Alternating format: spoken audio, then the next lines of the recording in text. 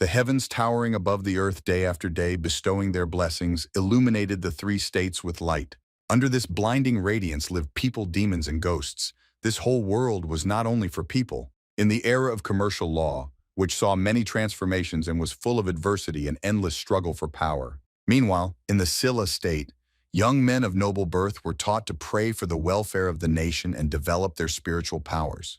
These young men were called Hwarangs, and this story, which originated in Scylla, told the humble soul of one of them. Someone's voice said that when death came, it was necessary to calm the soul and plunge into eternal sleep. The man looked at the night sky and asked if it was really necessary to do this, even if there was nothing at all on the other side. The main character, who was also looking at the sky, replied that this had to be done even if there was nothing on the other side. Hearing this answer, the man in black clothes assumed that his interlocutor now definitely understood everything. The next moment, without letting go of his sharp sword, the man said that his comrade had to retire.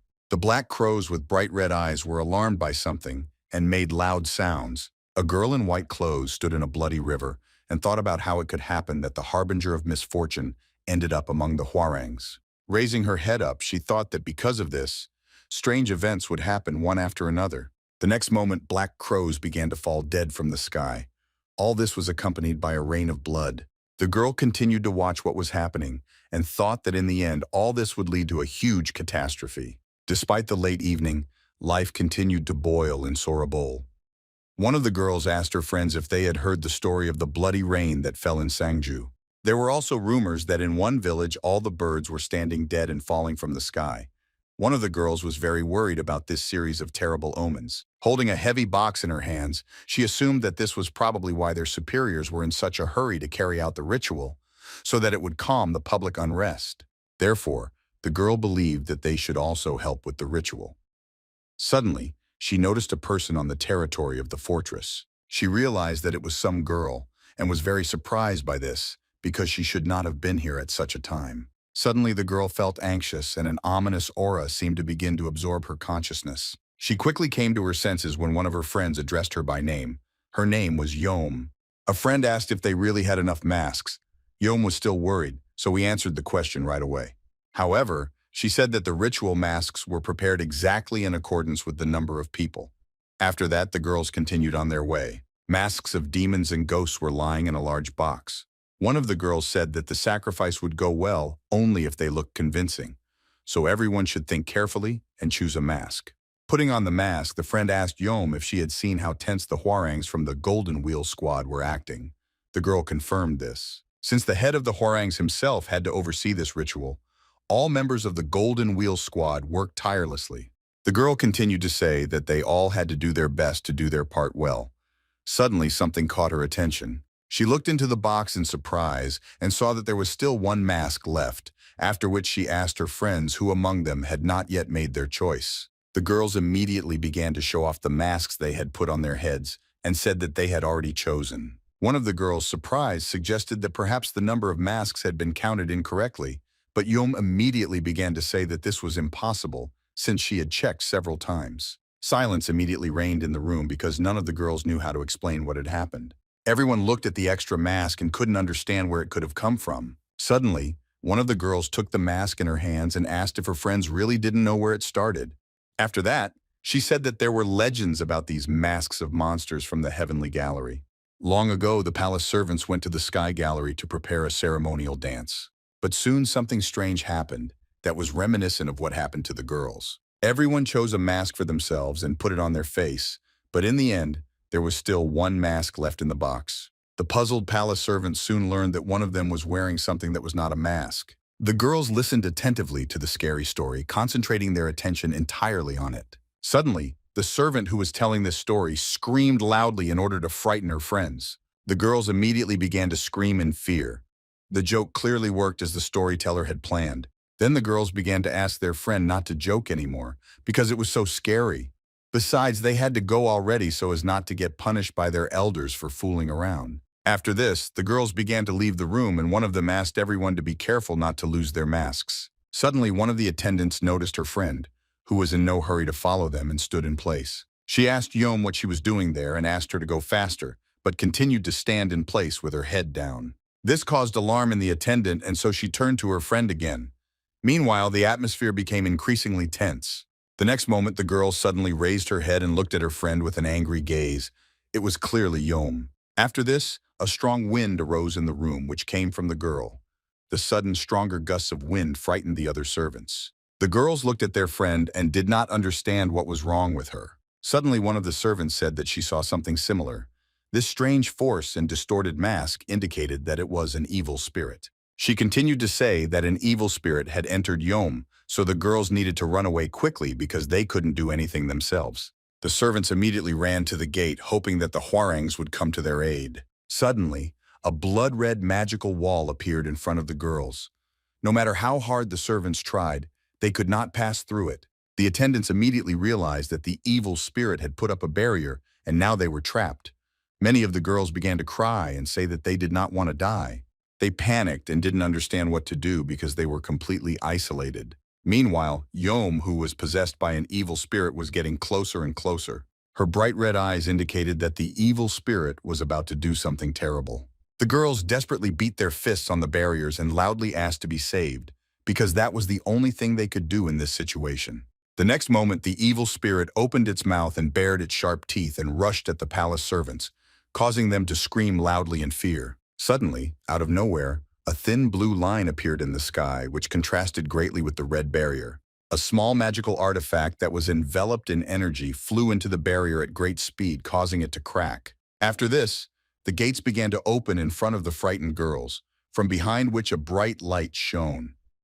They no longer had any hope of getting out of here alive. All the servants immediately turned their gaze to the dark silhouette of the armed warrior who came to save them. Seeing him, the girls breathed a sigh of relief because they realized that today, they would stay alive. Seeing the seal and the yin-yang pendant on the hilt of the warrior's sword, the servants immediately realized that it was Hwarang from the White Tiger Spirit Squad. The guy fearlessly moved forward to stop the evil spirit of the warrior, and his weapon was enveloped in unprecedented energy. Finally, he stopped and took a fighting stance, preparing for battle and covering the palace servant with himself. The girls were well aware that in addition to everything else, this guy was also the king of demonic spirits. Suddenly, the warrior turned to the servants and ordered them to hide. But because of their fear, the girls did not immediately understand where they should go. Then the guy extended his left hand forward. Out of nowhere, a bright blue section appeared in his palm. Thanks to his skill, the guy created a small magical dome that could protect whoever was inside. The guy immediately told the girls to stand still and go inside. The attendants quickly obeyed the order. The girls were surprised because they didn't expect that this particular guy would come to their aid before anyone else. Meanwhile, an ominous aura arose around Yom, where the evil spirit was, but he was in no hurry to attack the king of spirits. The demon just looked at the guy angrily with his blood-red eyes and made loud, ominous sounds. The servants were very frightened by this. They believed that they were still in danger, and in the meantime, the aura of the will was spreading more and more around. Suddenly, the warrior pushed off the ground with force and jumped high into the air. While in flight, the guy swung his sword sharply to attack his opponent. The spirit that met the girl looked with apprehension as the warrior approached him closer and closer. The next moment, the guy swung his sword, leaving a bright trace in space, but the spirit managed to dodge this blow. The demon began to quickly retreat back, not knowing how to attack the warrior. Without taking his eyes off his opponent, the guy prepared to attack him again. One of the girls who was watching the fight was surprised that the warrior was still standing on his feet. Her friend immediately assumed that the girl did not yet know about the king of demonic spirits. She recounted rumors that the boy was born with a spiritual power that was one of the most powerful even among the Hwarangs. Perhaps that is why he recognized the presence of the Za before the others. Suddenly, several people in yellow clothes appeared at the gate and loudly asked what all the noise was about. They were the Hwarangs from the Golden Wheel Squad. Seeing what happened, they did not understand how this was possible, because they were late. The king of demonic spirits knocked his opponent to the ground and grabbed him by the mask. After that, he began to direct streams of energy into the girl in order to drive away the evil spirit. Because of this, the demon screamed terribly loudly throughout the entire area, but the warrior did not pay attention to this and continued to do his job. The guy directed energy into the girl until the mask on her face began to crack. Very soon, the demon's mask was completely broken, which indicated that the evil spirit had left the servant's body, and now she was not in any danger. At this point, the work of the king of demonic spirits was finished. The energy that had been hovering around all this time began to dissipate. Finally, the silence that was typical for this time of day reigned over the palace grounds. The Hwarangs from the Golden Wheel Squad thought that they were about to get into big trouble, but fortunately everything turned out okay. It was unknown what would happen if someone were to suffer during the ritual they were supposed to observe, but what interested the warriors most was why the king of demonic spirits had come. Seeing the main character's contemptuous look, the warriors thought that he believed that they were unworthy of being Hwarangs because they did not notice the commotion with the ghost happening under their noses. One of the guys from the Golden Wheel Squad tried to find an excuse for his lateness, but he was interrupted by someone's loud voice asking how it could happen that the Harbinger of misfortune ended up among the Hwarangs. Hearing this, the main character immediately looked at the servant whom he had just saved from the evil spirit. The girl, clearly not herself, continued to shout that strange events would happen one after another, and in the end, it would lead to a huge catastrophe. The guy looked at the servant in surprise, not understanding why she was saying such things. The people who came with the warriors from the Golden Wheel detachment began to discuss among themselves what they had heard before about the Harbinger of misfortune, and did not understand how this was possible. The man in yellow clothes could not believe that the Harbinger of misfortune was among them. Then the second man said that they should have believed the great ruler, because even the flute that destroys evil was defiled. Suddenly, the seal that was on the handle of the demonic spirit king broke a little. The main character watched in surprise as she was destroyed before his eyes for no reason. The next moment, the seal exploded, scattering fragments all around. This was a very bad sign. The warriors from the Golden Wheel Squad and their colleagues were very frightened when they saw this. They couldn't believe that the yin-yang seal that belonged to Sol Yan was broken. This seal was a divine artifact that symbolized the Hwarang it belonged to. It shouldn't break just like that, so what happened looked ominous. Suddenly, the man was struck by lightning as he realized that if there was a harbinger of misfortune among the Hwarangs, he was now standing before them. The warriors from the Golden Wheel Squad immediately looked towards the main character. The palace servants also began to look at their savior with apprehension. Sol Yan didn't pay attention to this because she was looking at the fragments that remained from his seal and which the magical power was leaving. The main character silently thought about how this could happen to him and what it all meant. Looking at his comrades, he saw one of the men pointing his finger at him. The next moment, he directly stated that the Harbinger of misfortune was Sol Yan, who controlled the spirits. In this world, there were 5 divisions that consisted of Hwarangs and their Nando subordinates, who wanted to rise to the title of Hwarang in the future. These divisions were part of the Golden Wheel, the head of which was the Hwarang of the Blue Dragon, White Tiger, Red Phoenix, and Black Snake Turtle divisions. The White Tiger division committed a misdeed in the past when they used demons to play a prank on the other Hwarangs. The instigator was the youngest of the Hwarangs, Seol Yan. The main character of this story lost his parents early and was raised by spirits in the mountains. Since childhood, he had the talent to control entire groups of spirits, which is why he was nicknamed the Ghostly Demon King. For this same reason, the Hwarangs from the other divisions strongly disliked him. Despite this, the then commander of the White Tiger division, Baek-san, accepted him, taking responsibility for all of the boy's past sins. Sol Yan made the right choice, and thanks to this, he became one of the Hwarangs in the White Tiger division. The first thing the main character had to do to join the division was to seal his power. Although the other division heads were against the guy joining their ranks because of his reputation, they agreed to let Baek-san seal the guy's power in the yin-yang pendant. But one day the seal was broken, and this happened at the same moment when the guy was accused of being a harbinger of evil signs. There was an active discussion of what had happened in the Grace Pavilion. One of the participants in the meeting loudly said that he completely trusted Captain Hwaran's decision. The second commander of the White Tiger division, named Sun Ok, disagreed and asked whether his colleague would unleash all the dogs on an innocent person. The third commander of the White Tiger division, named Hyo Wall, smiled good-naturedly and asked his comrade to calm down, because he was sure that the captain would not kick anyone out. The next moment he took the sword in his hands and added that if everything turned out to be true, then the Grace Pavilion would drown in their own blood. After this, both commanders bowed their heads and asked the captain to make a wise decision. Suddenly, one of the participants in the meeting began ringing a bell to attract attention and asked the commanders to calm down. The great tiger of the White Tiger division, named Baek-un, said that no matter how the commanders practiced their eloquence, the final decision would not change from this, but he would talk about it with the captain. Both commanders immediately calmed down and thanked their superior colleague. Hearing all this, one of the participants in the meeting sighed heavily. His appearance indicated that he was not the last person. It was Captain Jin Rim, who said that he assumed that the commanders would show up for the meeting and created a mess here. Baek-yoon turned to the captain and said that everyone knew that Sol-yeon had caused a lot of trouble in the past, but that was a thing of the past. Although the prophecies were suspicious, the great tiger mottos of the white tiger were sure that the guy's soul was pure, and if it were not so, his sword would have reacted to it long ago. Jin Rim agreed with these words, but said that the problem that arose was difficult to solve. The captain continued to say that during that incident in the palace, after the prophecy was pronounced, Seol-yeon's pendant was destroyed, but it was not just a symbol of belonging to the Hwarang.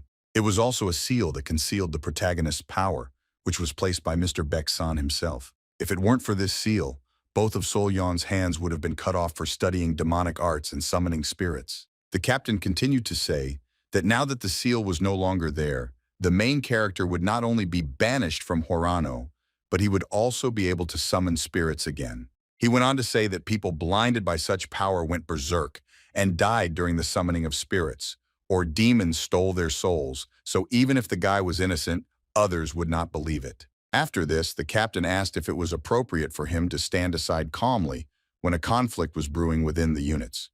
The second and third commanders were not at all happy to hear these words, but they could do nothing. Unexpectedly, the main character, who was also present at this meeting, turned to the captain and asked him for permission to speak. Jin Rim, of course, allowed Sol-yeon to have his say and began to listen to him attentively.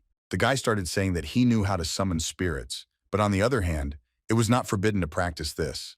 The captain agreed with this. He also added that until now it was not known for certain what caused the death of Bi-hyun, who was the first spirit summoner from Hwarang. That is why the main character said that he would like to take control of this situation and try to make sure that the captain no longer has any doubts about him. Sun-ok was very happy with these words and said that they would work together and sort everything out, and then the flute that destroyed evil would return to normal. Sol-yeon thanked his comrades for their support, but asked who would look after the division in that case, or would they all follow him around. The guy also added that his suspension was broken, and therefore he was no longer considered Hwarang. The commanders listened to these words in surprise, not understanding what Sol-yeon was getting at. The next moment, the protagonist directly stated that this was precisely why he wanted to leave the White Tiger division. The commanders were not at all pleased with these words. They immediately pounced on the guy, trying to dissuade him from this decision. Sol-yeon continued to insist on his own and explained that he wanted to leave his comrades for a while and then return. The main character promised that he would dispel all suspicions that arose around him and return to the division with a clean reputation. Jin Rim looked at Sol-yeon, who had his head bowed silently for a while, thinking about his words. Soon the captain nodded his head in agreement with the main character and gave him his approval. After this, Jin Rim wished the guy good luck on his way to achieving his goal. Sol-yeon thanked the man for these words. After this, the main character went to the Temple of the White Cloud, where people immediately began to ask if he was really going to leave. Two little boys who were training to become members of the White Tiger Division ran up to Sol-yeon and started saying that it was all too sudden and they would be lonely without him. The main characters replied that shadows also appeared and disappeared during the day and asked the boy to train hard during his absence. Suddenly, the commanders of the division that was walking towards him turned to Sol-yeon and asked if the guy had already gotten ready. After that, they handed the main character several bags of supplies and a small bag of gold. The guy was very surprised by this. Hyo-wol began to ask Sol-yeon not to skimp and to sleep in comfort and warmth, and also to eat only in decent establishments. The main character bowed respectfully and said that his comrades took care of him, even though he brought a lot of problems, so he was very grateful and promised that he would never forget their kindness. Finally, Baek-yoon asked the guy to be careful, and even if other Hwarangs get into trouble, not to fall for these provocations. After that, the comrades sent a glance at Sol-yeon, who soon disappeared behind the gate. After some time, the main character was already walking through a quiet forest, moving further and further away from his home. The boy remembered the past and thought that he would hardly be able to adequately repay his elders for their care. Therefore, Sol-yeon decided that he did everything to relieve them of their worries. These thoughts gave the main character strength and motivated him to move forward. Suddenly, in the middle of the forest, a man blocked the guy's path and addressed him by name, which indicated that they were well acquainted. For Sol-yeon, this was unexpected, but it didn't frighten him at all. The guy lazily looked ahead, In front of him, he saw several men in blue clothes. One of them said that he had heard that the main character's powers that were sealed in the pendant had returned to him.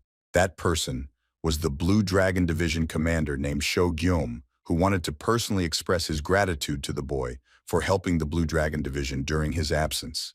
Sol Yon immediately realized that the commander had actually come only to mock him. After that, the guy said that he was the first of all who was supposedly hunting him.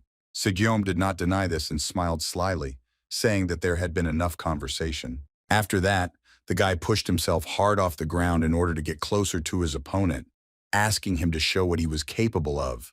A moment later, the commander was already very close to the main character and began to take his sword out of its sheath in order to attack him. At this time, Sol Yon stood calmly in place, waiting for the right moment to carry out his plan. The next moment, Sho Gyom swung his sword sharply, but quickly realized that his opponent had managed to jump high into the air and dodge his attack. This surprised the Blue Dragon Division commander. Along the way, the main character said that he would be happy to chat with the guy some more, but he was asked not to get involved in a fight with him. Seo Gyom watched the protagonist's actions closely, not understanding what he was going to do. Suddenly, Sol Yon created a magic card using his power. Thanks to her, the forest was filled with an ominous aura, and evil spirits appeared out of nowhere and directed their gaze towards the captain of the Blue Dragon Division and his companions. Seo Gyom knew perfectly well what was waiting for him ahead, but he was still shocked that Sol Yon decided to do this. After that, the main character said that he was too busy now and began to leave while his opponents were disabled by evil spirits. Seo Gyom, amazed by the guy's impudence, tried to stop him, but Sol Yon quickly jumped from tree to tree and disappeared into the dense forest. Having run a decent distance, the main character stopped to look around.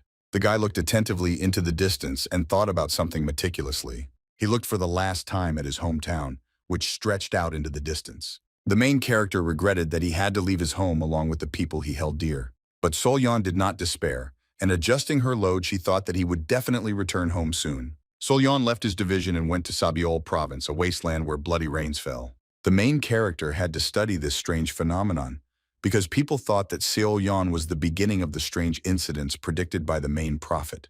After some time, the guy got to the right place and soon solved the case related to the bloody rains. In his hands, the main character held a pot in which was the body of Imuga, a huge sea serpent. He was unable to turn into a dragon and was defiled. A group of shamans used his powers for various evil deeds, and when this power became too great, they buried the corpse in the wastelands and fled. It was he who was the cause of the bloody rains. The people to whom the main characters told all this were shocked and could not believe that shamans could do such a thing.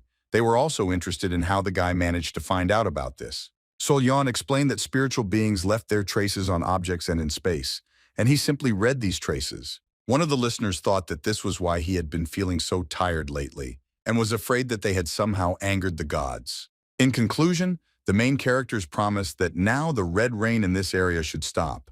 People were very happy to hear this. After some time, the guy set off again, and the grateful residents all together saw off their savior, waving their hands after him. As a result, the cause of the bloody rains turned out to be people and not otherworldly forces, which means that this matter had nothing to do with the prophecy. Soon Sol Yon entered a strange dark forest.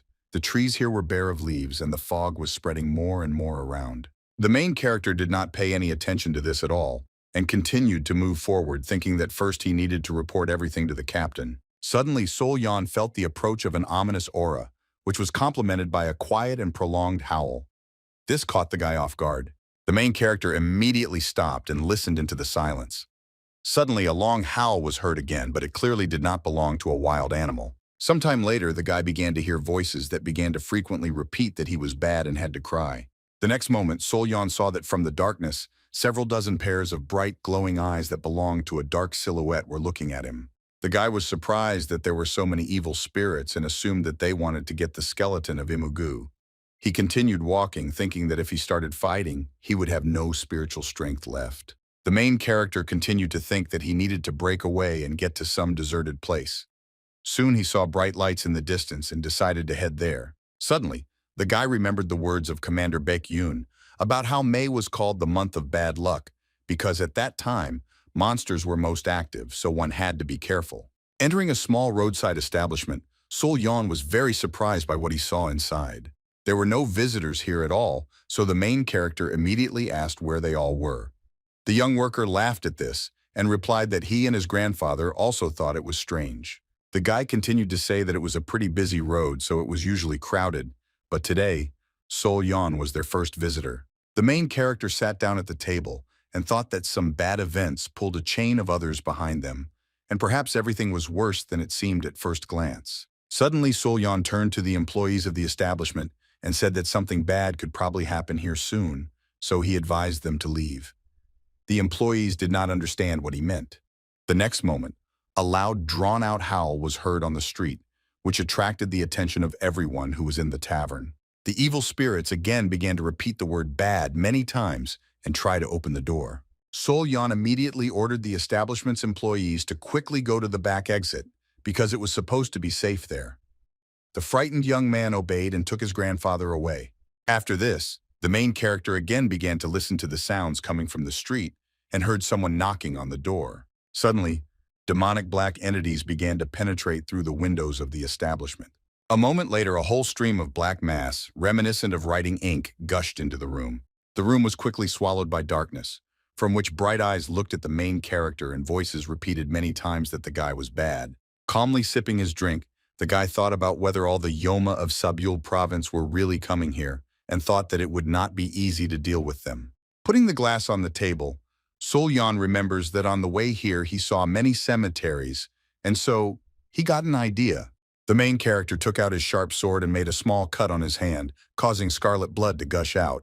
After that, he stuck the bloody sword into the floor, after which bright magical symbols immediately appeared on it. Enormous streams of energy were released outward, and Sol Yan turned to the otherworldly forces and asked for permission to use them to fight the demons. After this, the energy instantly turned into mythical creatures that instantly swept away the demons from their path. Seeing these creatures, the main character was surprised because he expected to see the god Sabiol, but it was not him. The guy watched as the creatures destroyed the demons and thought about what kind of person was buried nearby if he had such huge guardian beasts. Meanwhile, the battle continued, and it seemed that the spiritual beings were doing quite well, destroying one demon after another. Soon the main character took a sword in his hand and, surrounded by guardian beasts, prepared to enter the battle as well. Seeing this, the demons looked quite unusual, as if they were scared but were in no hurry to run away. Sol Yan looked at them with a menacing gaze and prepared to attack. The next moment, the guy swung his sword and was able to immediately cut off the head of one of the demons. Next in line were a wolf with several heads and a lion with the head of a bird, who were also unlucky enough to meet Sol Yan.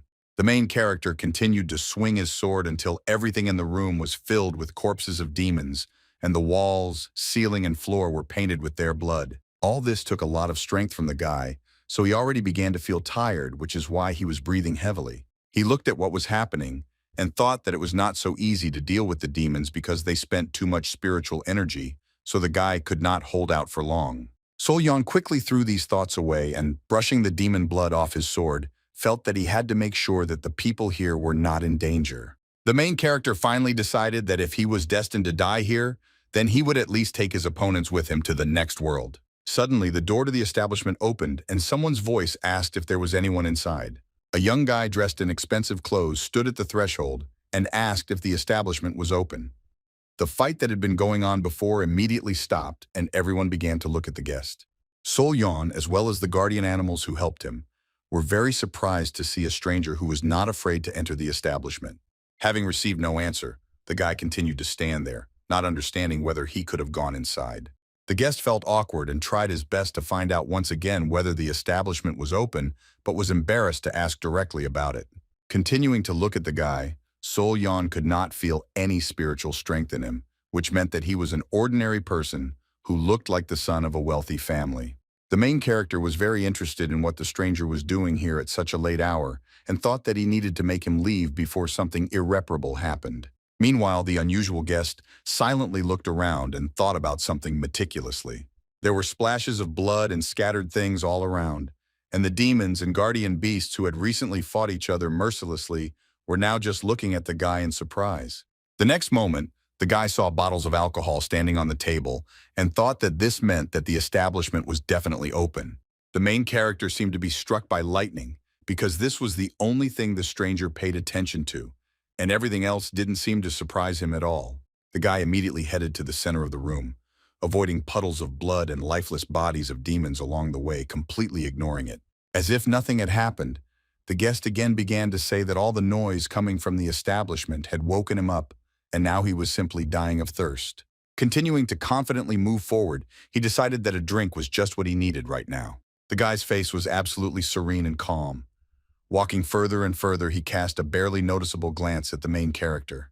The stranger confidently walked into the establishment, deciding that a drink was just what he needed right now. The guy's face was absolutely serene and calm.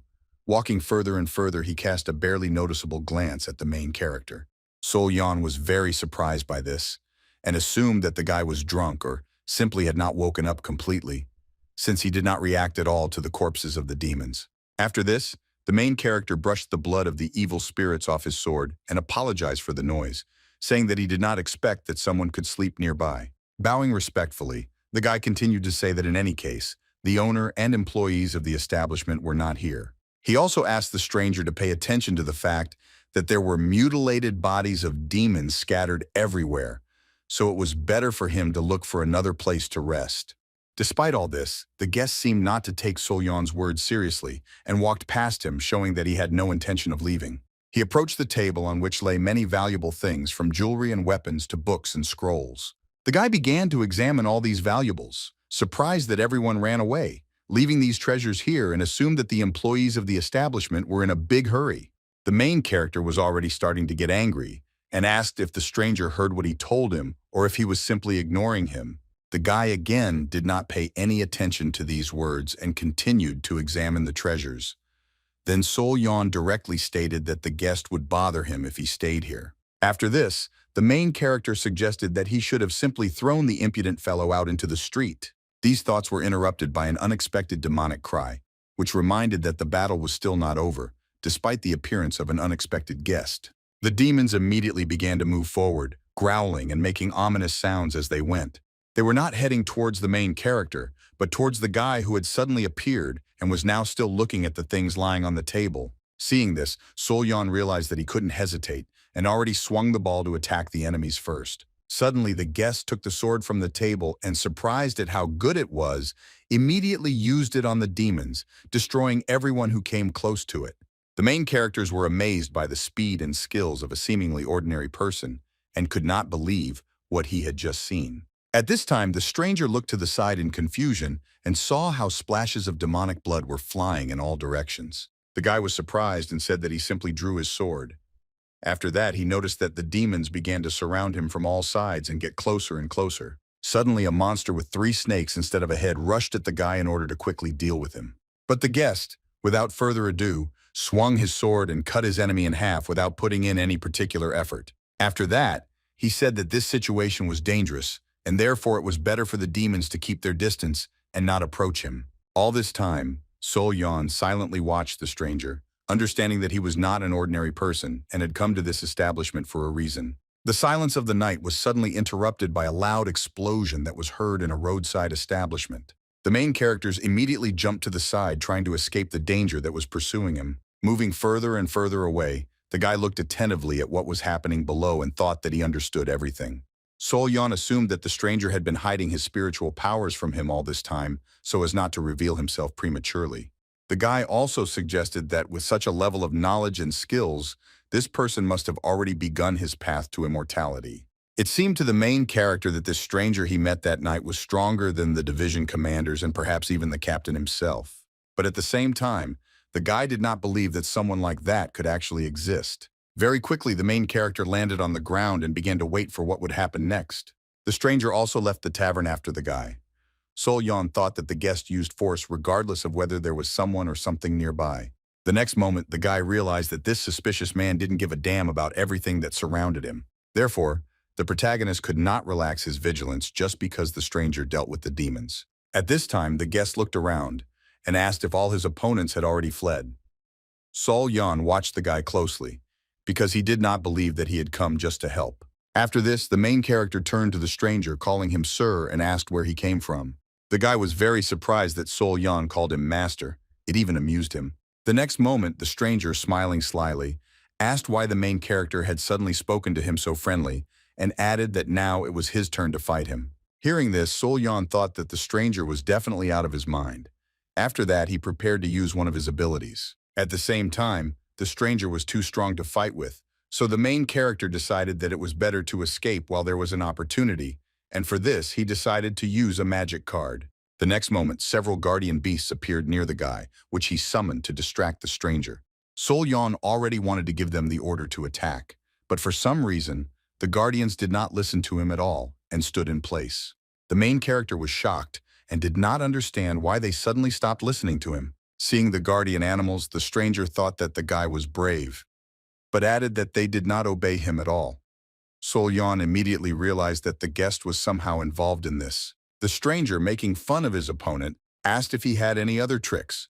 The main character grimaced and thought that he no longer had any other choice. Somehow the enemy immediately understood what the guy was planning to do and praised him, saying that this was already more interesting. The next moment, several bolts of lightning struck the ground, from which a huge guardian armed with a sword appeared. The guardian, seeing his opponent, immediately screamed loudly, showing him his rage and desire to fight him. After that, he headed towards the stranger with great speed in order to engage in battle with him. All this was accompanied by powerful lightning discharges and loud explosions in the sky. However, this did not frighten the guy at all. He looked attentively at the approaching danger and said that, as he thought, he would not be able to save the enemy's life. Meanwhile, the guardian had already opened his mouth wide in order to swallow his opponent. The stranger did not resist in any way and remained standing in place, prepared for what would happen. Gradually, the light began to fade, and the darkness completely engulfed the guy, who, despite everything, remained just as calm. The next moment, this darkness was broken by a small bright flash that seemed to appear out of nowhere. This was followed by several powerful sword swings that left behind a bright trail of light. It turned out that the guy attacked the keeper from the inside and completely destroyed him, remaining completely unharmed. At this moment, Sol Yan began to cough up blood from exhaustion, because his spiritual energy was already at its limit.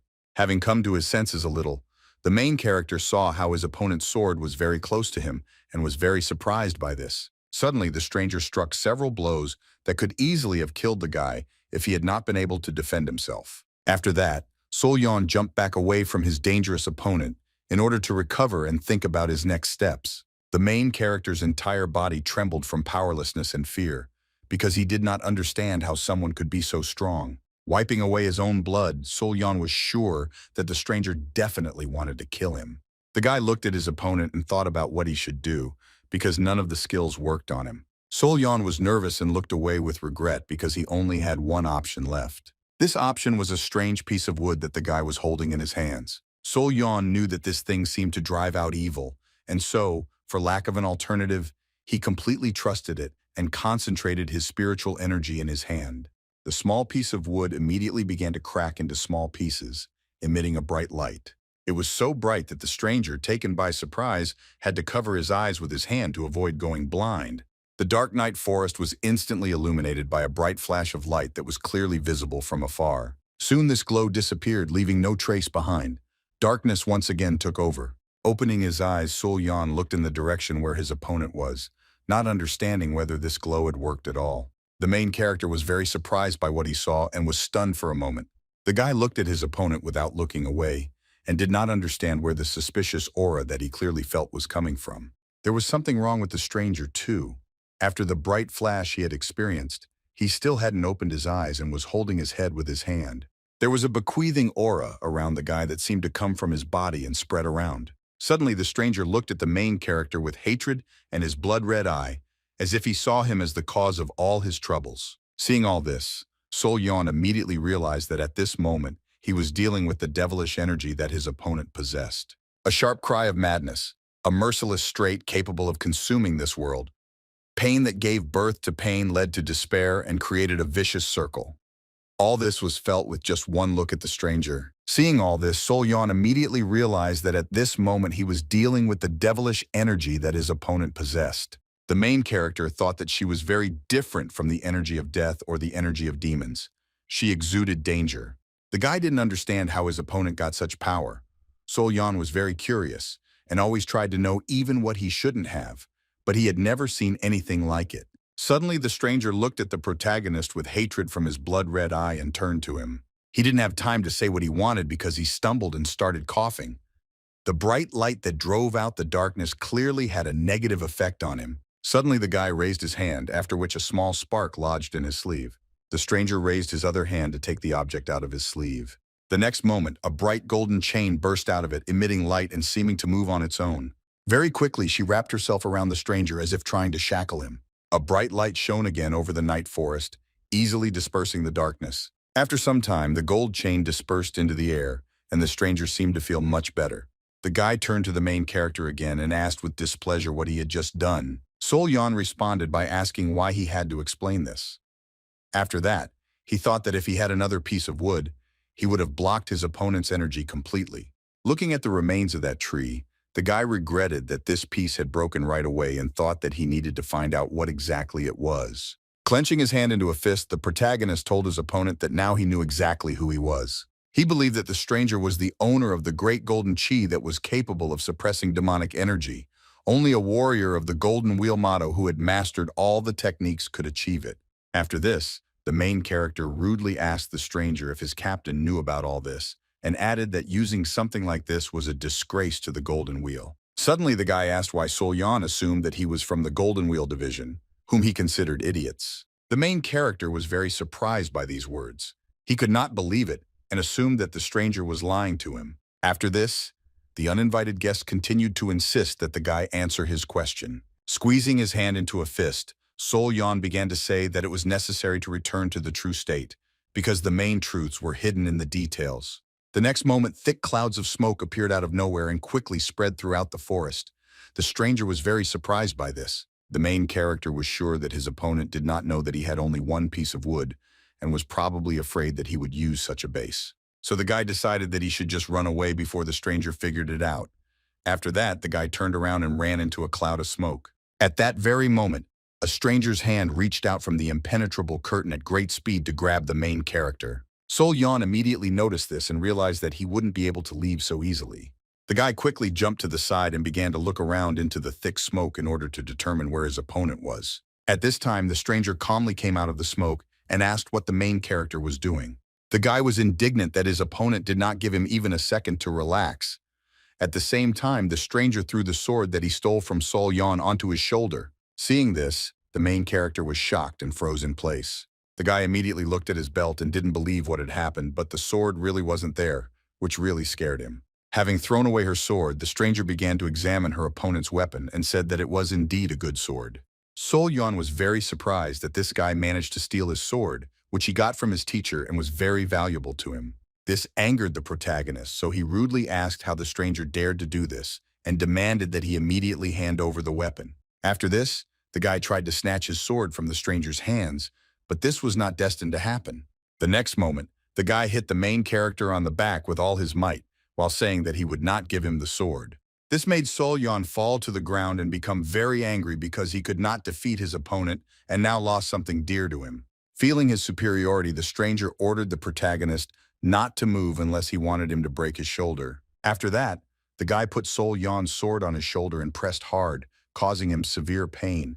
In this way, he showed that his threats were not just words. Then the stranger decided to ask one last time what kind of ability the main character had recently used. Sol Yan honestly answered that he himself did not know this and simply tried to use what was there and it worked. The stranger was surprised by this answer, but he thought that since the guy started running away, he really wasn't lying. Then the guy smiled slyly and said that since the main character didn't know anything, he shouldn't have bothered, after which he asked what his opponent's last words would be. Sol Yan understood why the guy was asking this question and what would happen next, so he began to deny such a fate, which surprised the stranger.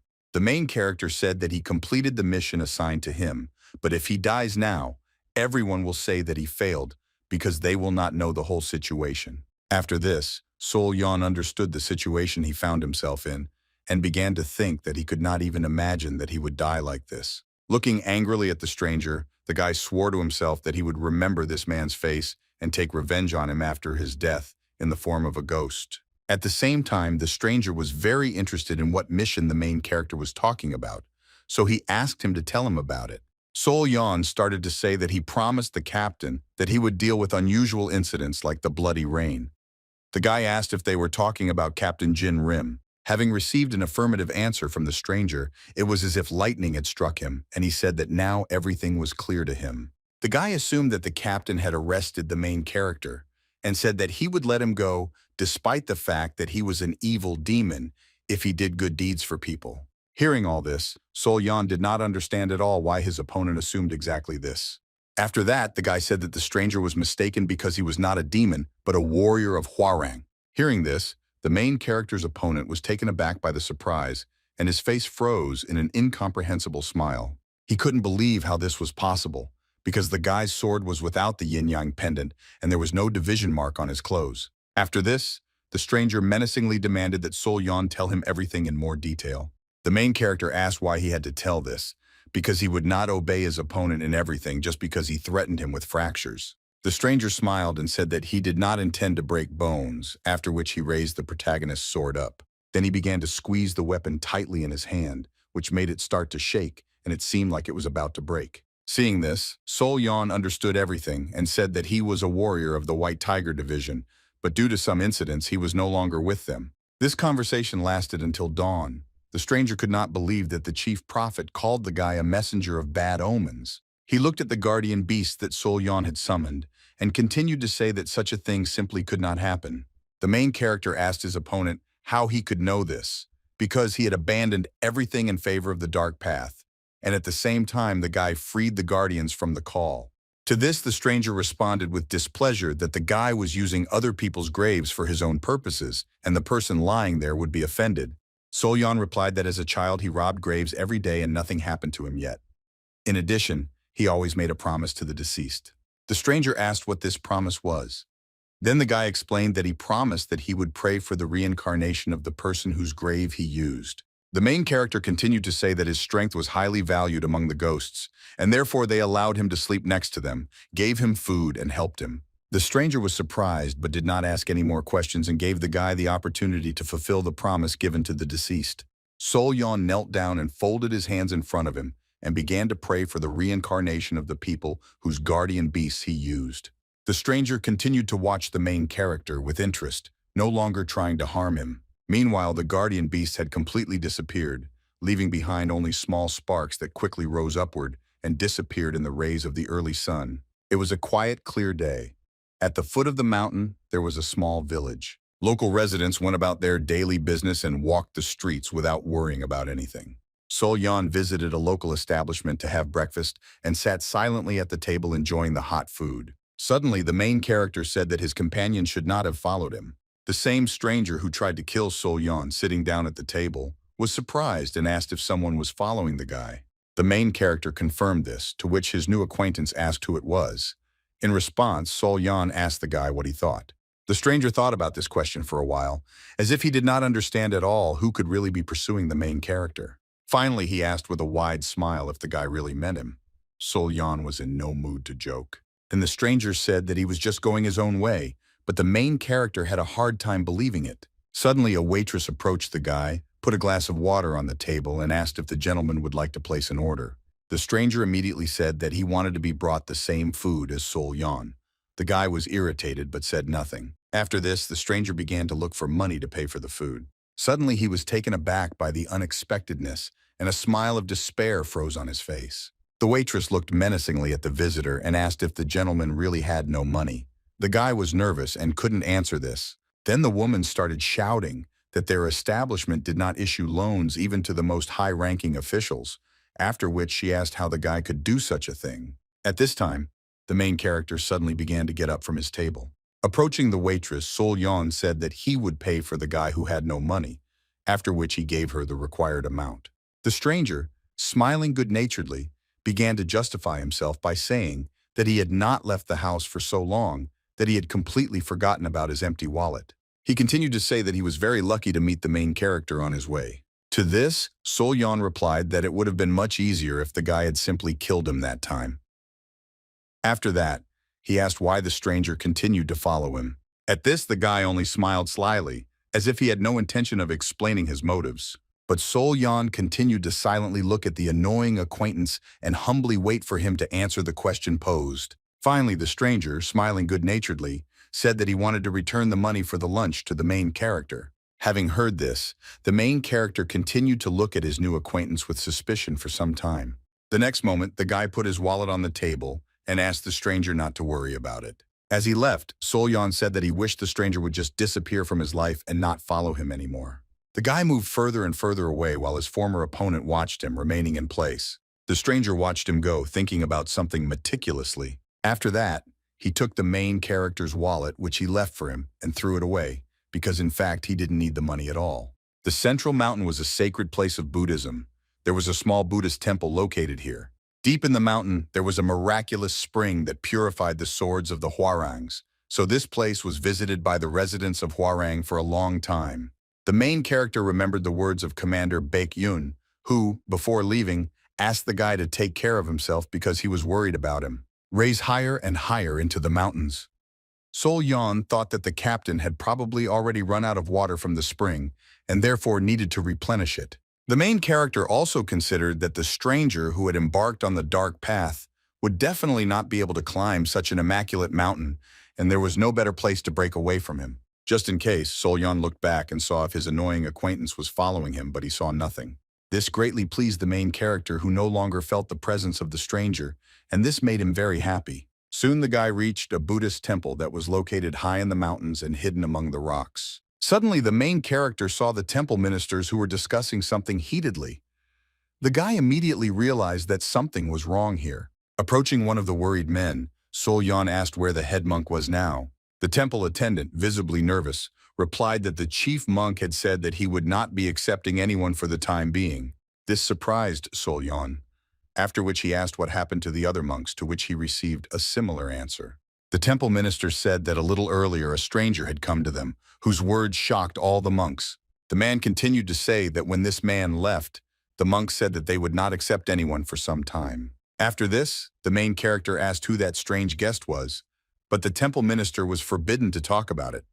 Then, considering all this strange, the guy was about to leave. Sol-Yan wondered who the stranger could be until he saw something in front of him that surprised him. An annoying acquaintance of the main character stood calmly in his path, as if he was waiting specifically for him. Seeing the guy, he smiled because it was a joy to meet him again. In his turn, the main character was not at all delighted with this meeting, and thought that he did not want to communicate with this person at all. Suddenly, the stranger threw something to Sol-Yan and asked her to take it for herself. The main character was very surprised, because it was water from that very source. The stranger said that he fulfilled his promise and paid the guy for the dinner. After that, Sol-Yan asked how the guy knew that he was going specifically for water. The acquaintance replied that there was only one reason why Hwarang could come here with an empty flask. The main character continued to say that the head monk of the temple was extremely strict and he would never share such a treasure with just anyone. The stranger happily replied that this was precisely why he decided to intervene, so that the guy would definitely be able to get what he came here for. He continued to say that otherwise the main character would have had to spend a long time and effort proving to the stubborn monk that he was truly who he was. Sol-Yan, although he didn't want to admit it, thought that the stranger was right, because the monk would definitely pretend that he didn't know him at all. After this, the guy wondered why a person like the head monk of the temple would share water from the spring with a representative of the demonic path. Sol-Yan could not believe that his annoying acquaintance was the very same guest that the temple listeners had told him about. Looking at the guy, Sol-Yan was horrified, as if he felt something was wrong. He decided that things were bad and quickly turned around and went about his business, leaving the suspicious man behind. The main character thought that he had to do something, and so he quickly wrote a letter in which he told about everything that had happened to him. After that, he asked that this letter be delivered to Baek-un from the White Tiger Division as quickly as possible. One of the temple servants agreed to carry out this assignment and took the letter. Meanwhile, the stranger was still on the temple grounds playing with the dog, waiting for Sol-Yan to finish her business. Somehow the stranger learned from the dog that the protagonist was not very friendly with the animal, and so they both agreed that the guy was an ice cube. Sol-Yan was dumbfounded with surprise, and was amazed that his obsessive acquaintance somehow understood what the animal was telling him. Nevertheless, the boy set off on his journey again. The stranger followed him, saying along the way that Sol-Yan had a rare name. He was interested in why the boy's parents named him that way. The protagonist assumed that they wanted him to become a great Hwarang, since the words in his name came from the names of high-ranking representatives of the immortal path. The stranger was surprised at how deep the meaning of the main character's name was, but Sol Yan himself did not pay any attention to these words. After this, the intrusive acquaintance asked why the guy was silent, because he couldn't believe that he didn't want to know his name. An irritated Sol Yan replied that he was sure that the same dog named Baek Soon would definitely tell him about it next time. The stranger's mood noticeably improved after hearing this. He laughed and said that the main character was funny. Continuing my journey in the company of my annoying companion Sol Yan, thought that he was interested in how he would show himself in the capital. After some time, the satellites reached a dense forest with large trees called Kareem. It was located not far from the capital. The stranger continued to follow the main character. He was surprised that they were in this forest, because it seemed to him that the guy was heading to the Wolsong family. Sol Yan reluctantly answered that he first needed to look into Kareem, after which he asked if his companion also had business with the Wolsons. Smiling good-naturedly, the stranger began to deny it, but suddenly remembered that he also had business in Kareem. The main character, of course, did not believe this because he knew that the guy always followed him wherever he went. After this, Sol Yan thought that if Commander Baek Yoon had already received his message, then the White Tiger Division should already be in Kareem. The main character understood that he himself could not cope with the annoying stranger who possessed demonic energy, but he was sure that his comrades would be able to help him with this. The guy went further and further into the forest and suddenly heard someone's voices discussing the fact that Sol Yan had sent them urgent news. The main character was glad to hear these voices. The Blue Dragon Division commander named Seo Gyeom approached Baek Yoon and asked him if he really believed it. The commander of the Black Snake Turtle Division named Woo Wan was dissatisfied with this secret meeting and believed that if the protagonist's prank harmed the White Tiger Division, then the whole of Hwarang would suffer. The Red Phoenix Division commander, who was Hua Wong, reminded Baek Yoon that the protagonist was no longer Hwarang and therefore asked his comrade not to interfere in this matter. Sol Yong saw that in addition to all these commanders from other divisions, his closest comrades were also present. But still, the main character was very surprised that the commanders of all the divisions came to this forest. Then he heard one of the commanders say that if they had not gone with Baekun, the White Tiger Division would have fallen right into a trap. Some continued to be indignant and blamed Sol Yon for bringing an evil demon to the capital immediately after he left the division.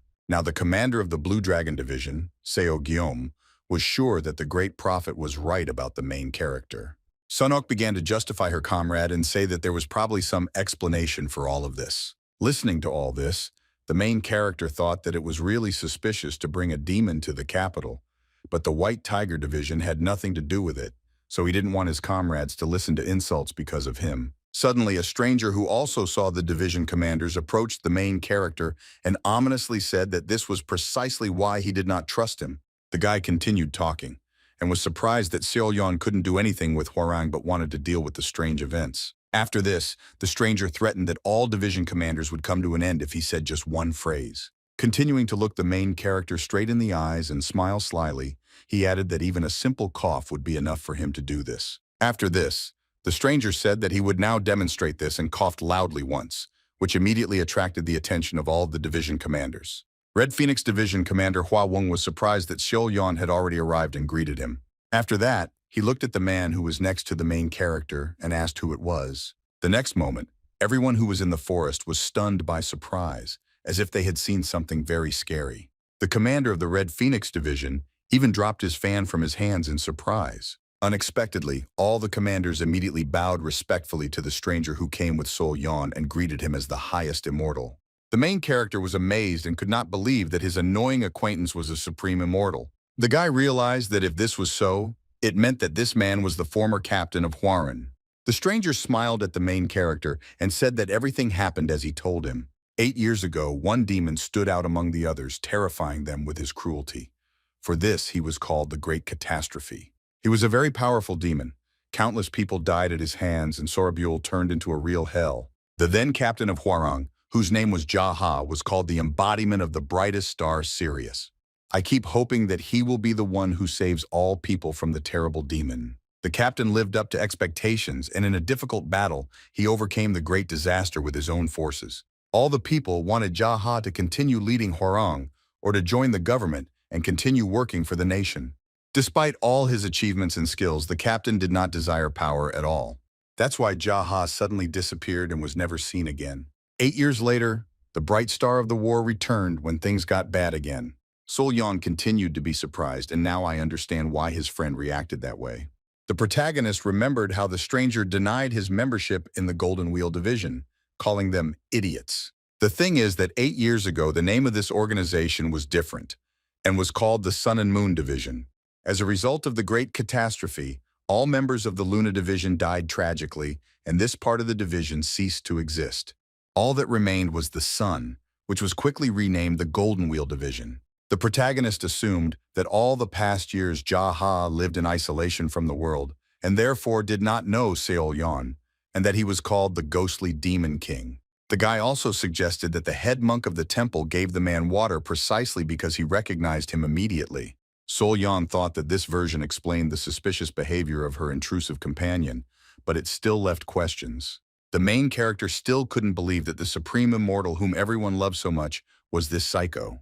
The guy continued to think that Jaha hid the demonic energy so well that no one noticed anything, and he himself could not reveal it now.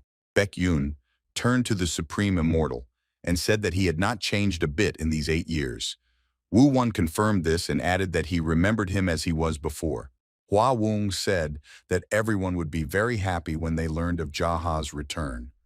The commander of the Blue Dragon motto began to say that the immortal should have warned at least them of his return. Hearing this, Jaha thought for a while and then said that he was sure that they were warned that a demon would come. Segyeom was immediately taken aback because he remembered what he had said not so long ago. Just recently, he was indignant that the main character brought an evil demon to the capital immediately after leaving the division. Realizing that he had called the Supreme One an immortal demon, the commander of the Blue Dragon Division could not stay on his feet and fell to his knees. Segyeom tried to justify himself and say that he didn't mean it that way, but he was too nervous to find the words. The other commanders were silent and tried not to draw attention to you. The commanders of the White Tiger Division unanimously thought that Segyeom was indeed not at all to blame for expressing himself that way. The reason was that Seol Yan, who was still shocked by what was happening, wrote in his letter to Baek Yoon that a demon was heading toward the capital. The commanders did not understand why the protagonist named the Supreme Immortal Demon and began to fear that some kind of conflict had arisen between the two of them. The rays of the bright sun barely passed through the thick branches of the centuries-old trees. The division commanders talked cheerfully with Jahan and reminisced about the past. The main character still hasn't accepted the fact that his annoying companion, who also possessed devilish energy, was the Supreme Immortal. The captains of the White Tiger Division noticed that Sol Yan was worried about something, and therefore thought that the guy did not know that he had brought the Supreme Immortal with him. It was natural because the main character joined their ranks after Jaha left their organization. It turned out that all this was a big misunderstanding. Suddenly, the Supreme Immortal put on a serious expression and addressed the commanders. Jaha began to say that when he left the capital, they were all just boys. The man remembered that Seogyeom always walked around with bandaged hands as if he had recently been in a fight, and Baek Yoon had swollen eyes. Woo Won was always biting his lips, which caused them to constantly bleed, and Hua Wung smelled strongly of alcohol. Jin Rim, looking at all this, stood with a pale face and could not say anything. Jaha continued to remember that it was quite a sight, but even then he took an oath. That day, the future division captains swore not to discredit the honor of the Kavarans. After this, the Supreme Immortal will go in for a while to find the right words and accurately express his thoughts. Finally, Jaha continued to say that he trusted his students and leaving the division's affairs to them, left. Suddenly his expression changed, and he began to say that he never thought that the oaths of the current commanders would not last even a year. The Supreme Immortal said that he heard that all the divisions were helpless in the face of a 13-year-old boy. But what surprised the man most was that the boy became part of the Hwarangs and interrupted his asceticism. Sol Yan was not at all pleased to hear these words. The mood of the commanders immediately changed, and they looked at the main character with displeasure, as if blaming him for all the troubles. At the same time, the commanders of the White Tiger Division were shocked and very worried about their comrade. The Supreme Immortal then said that the protagonist was trying to figure out the anomalous events to prove that he was not a harbinger of bad things, but Jin Rim probably didn't believe him.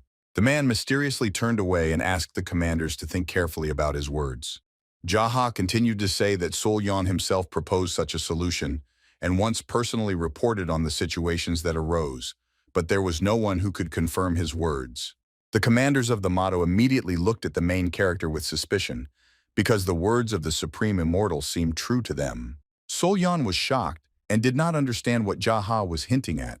After that, the guy thought that at this rate the man would ruin the whole atmosphere and people would start sticking their noses into his affairs. Looking suspiciously at the Supreme Immortal, the protagonist wondered what he wanted to achieve with his speeches and what his true intentions were.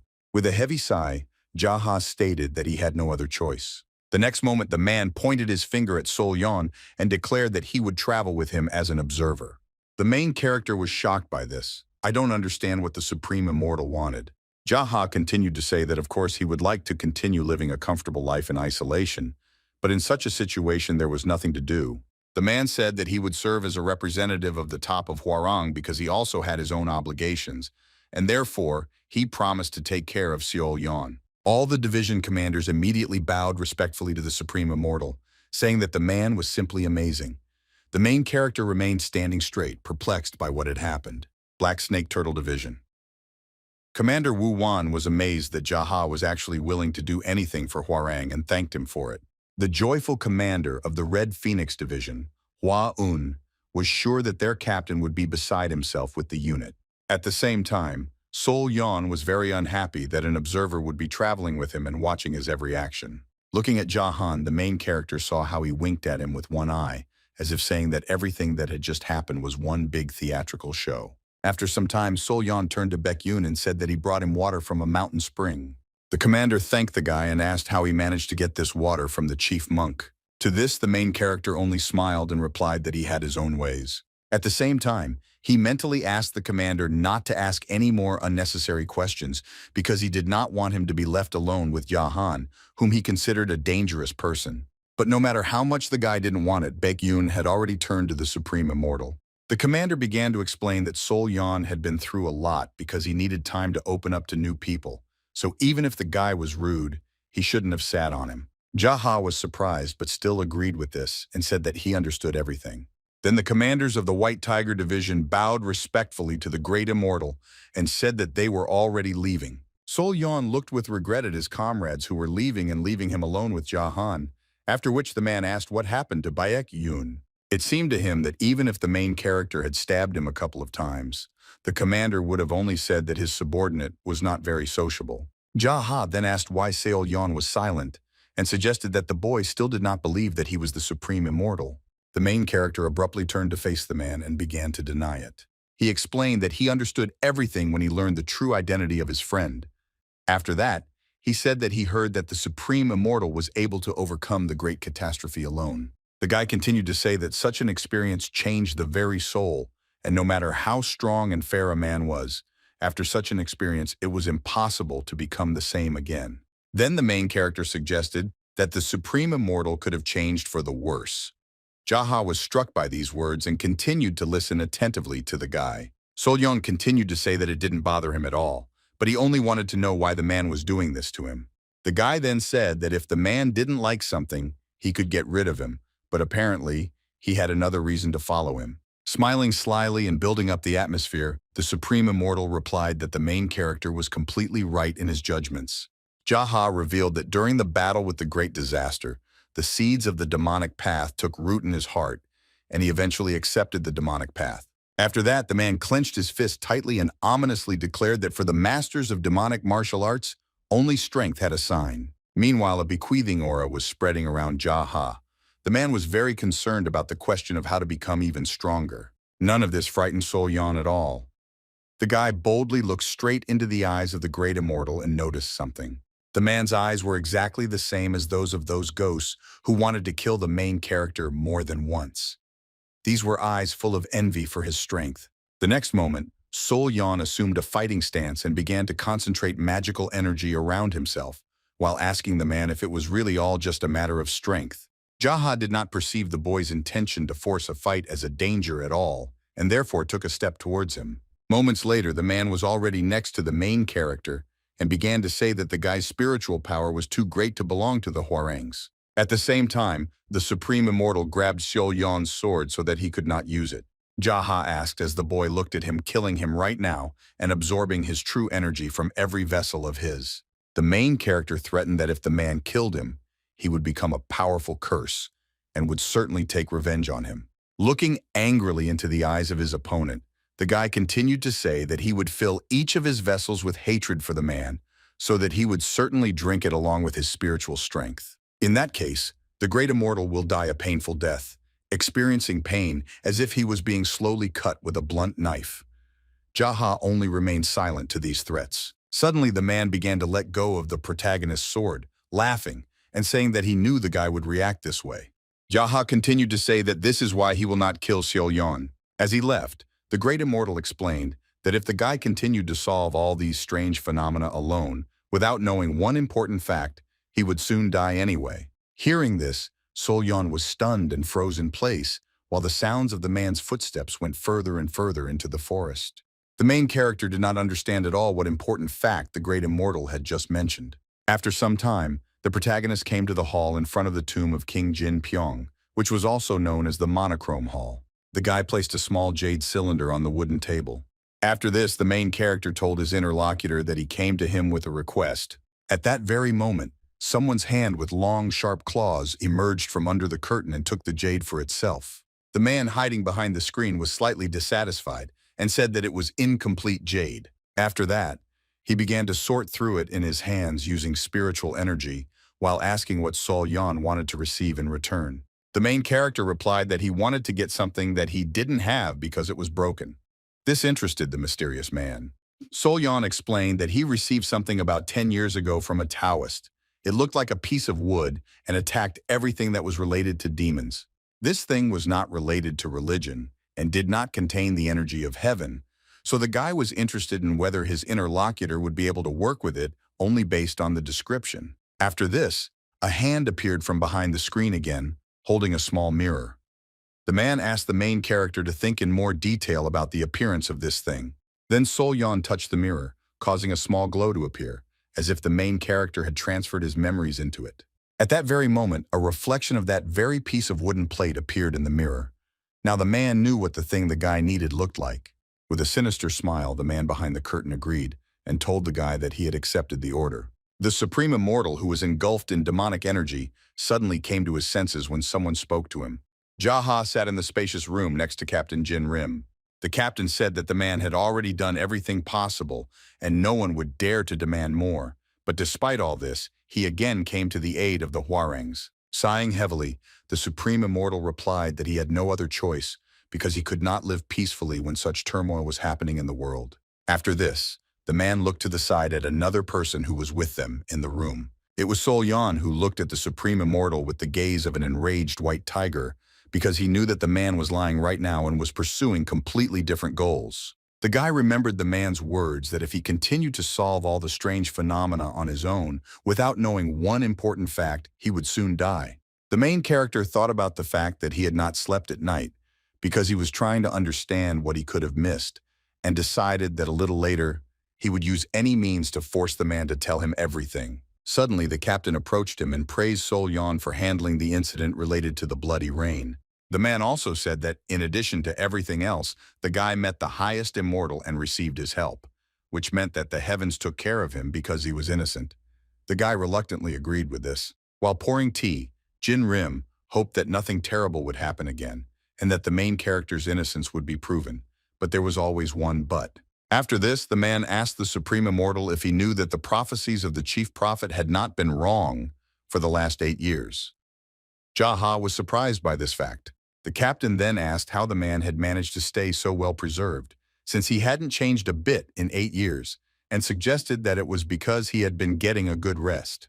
Jaha started laughing and assumed that Jin Rim had decided to complain to him about the hard work and lack of rest. The captain immediately began to justify himself and said that everything was the other way around. The main character watched this and was unhappy with the fact that the supreme immortal was mocking the captain. After coming to his senses, Jin Rim said that he heard that the supreme immortal had not yet visited the heavenly abode and assumed that the man was planning to visit his family later. The captain then added that Jia-eun was already carrying her third child. This immediately stunned the supreme immortal. The man silently looked at the captain, causing an ominous atmosphere to spread throughout the room. Jin Rim quickly realized that he had said too much and, apologizing, added that it was none of his business.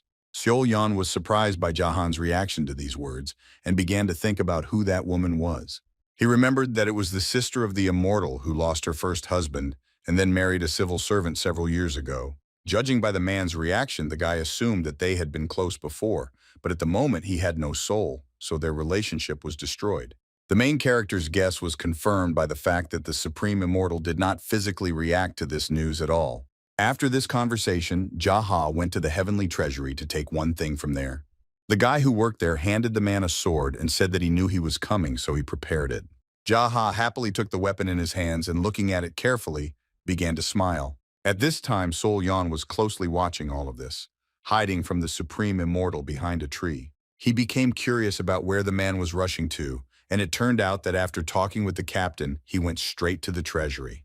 Seol-yan knew that 8 years ago, when leaving the capital, the Supreme Immortal left her sword here, which had the name Nirvana, and now it seemed that the man had returned for it. The protagonist, who continued to watch Jahan, was very interested in whether he would now be able to remove the sheath from the sword. The treasurer said that the sword was magnificent and had to be returned to its owner. He then invited the man to look at it. Jaha was surprised by this proposal. He clearly did not want to draw his sword right here, but the guy insisted, saying that 8 years had already passed and it was worth checking. The Supreme Immortal tried to change the subject and said that the sword looked completely fine on the outside. Hearing this, Seol-yan immediately realized that the man was afraid to draw his sword after so many years. Nirvana was an alien and powerful sword that took many lives of demons, so the protagonist assumes that the man was in a hurry to take it so that the weapon would not reveal his true nature. Seol-yan was sure that this sword would never forgive its owner for going to the demonic path, and therefore as soon as the men got rid of the scabbard, there would be a commotion. Suddenly, a woman began to approach the treasury, surprised that the return of the Supreme Immortal turned out to be true. There was not a single sign of joy on her face, which led one to conclude that she was not at all happy to see Jahan.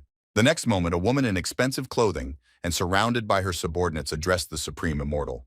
This woman was the same Supreme Prophet who predicted that the main character would become a harbinger of bad omens. Jaha recognized this woman, but from his appearance it seemed that he was also not happy to see his old acquaintance. For a while they looked at each other in silence, which created a tense atmosphere in the air.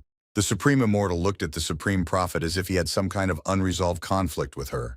The woman also looked the man straight in the eyes, trying to see in him proof of her rightness. The next moment she said that 8 years had already passed, and she had accumulated many questions for the highest immortal, but they could wait because she wanted to ask him for a favor. The Supreme Prophet's subordinates immediately surrounded Jaha, not giving him a chance to escape. The woman rudely ordered the Supreme Immortal to expose Nirvana right here and now. Seol-yan was very surprised by this and continued to watch what was happening carefully, because he wanted to see what would happen next. Jaha did not react to this order in any way and continued to keep his sword in its sheath, which the Supreme Prophet considered very strange. The woman continued to say that it didn't look like the highest immortal could physically do this, which meant the reason was something else. The great seer was the first among the prophets to see the prophecy of heaven and grandiose events for the entire people. Despite her youthful appearance, she was 60 years old. They said that she was a messenger from heaven and therefore did not age. She played a decisive role in the current emperor's accession to the throne because they wanted to deprive him of his right to the throne, but the decision was overturned because he performed a ritual in honor of his ancestors, which she taught him. After this, the woman received the title of Great Seer for the first time in the history of the country, thanks to which she became an outstanding person with enormous influence. Not having received what she wanted, the woman again turned to the Supreme Immortal and asked if her request was so difficult. She didn't understand why the man hesitated and ordered him to draw his sword from its sheath and purify the divine relic of the heavenly spiritual power.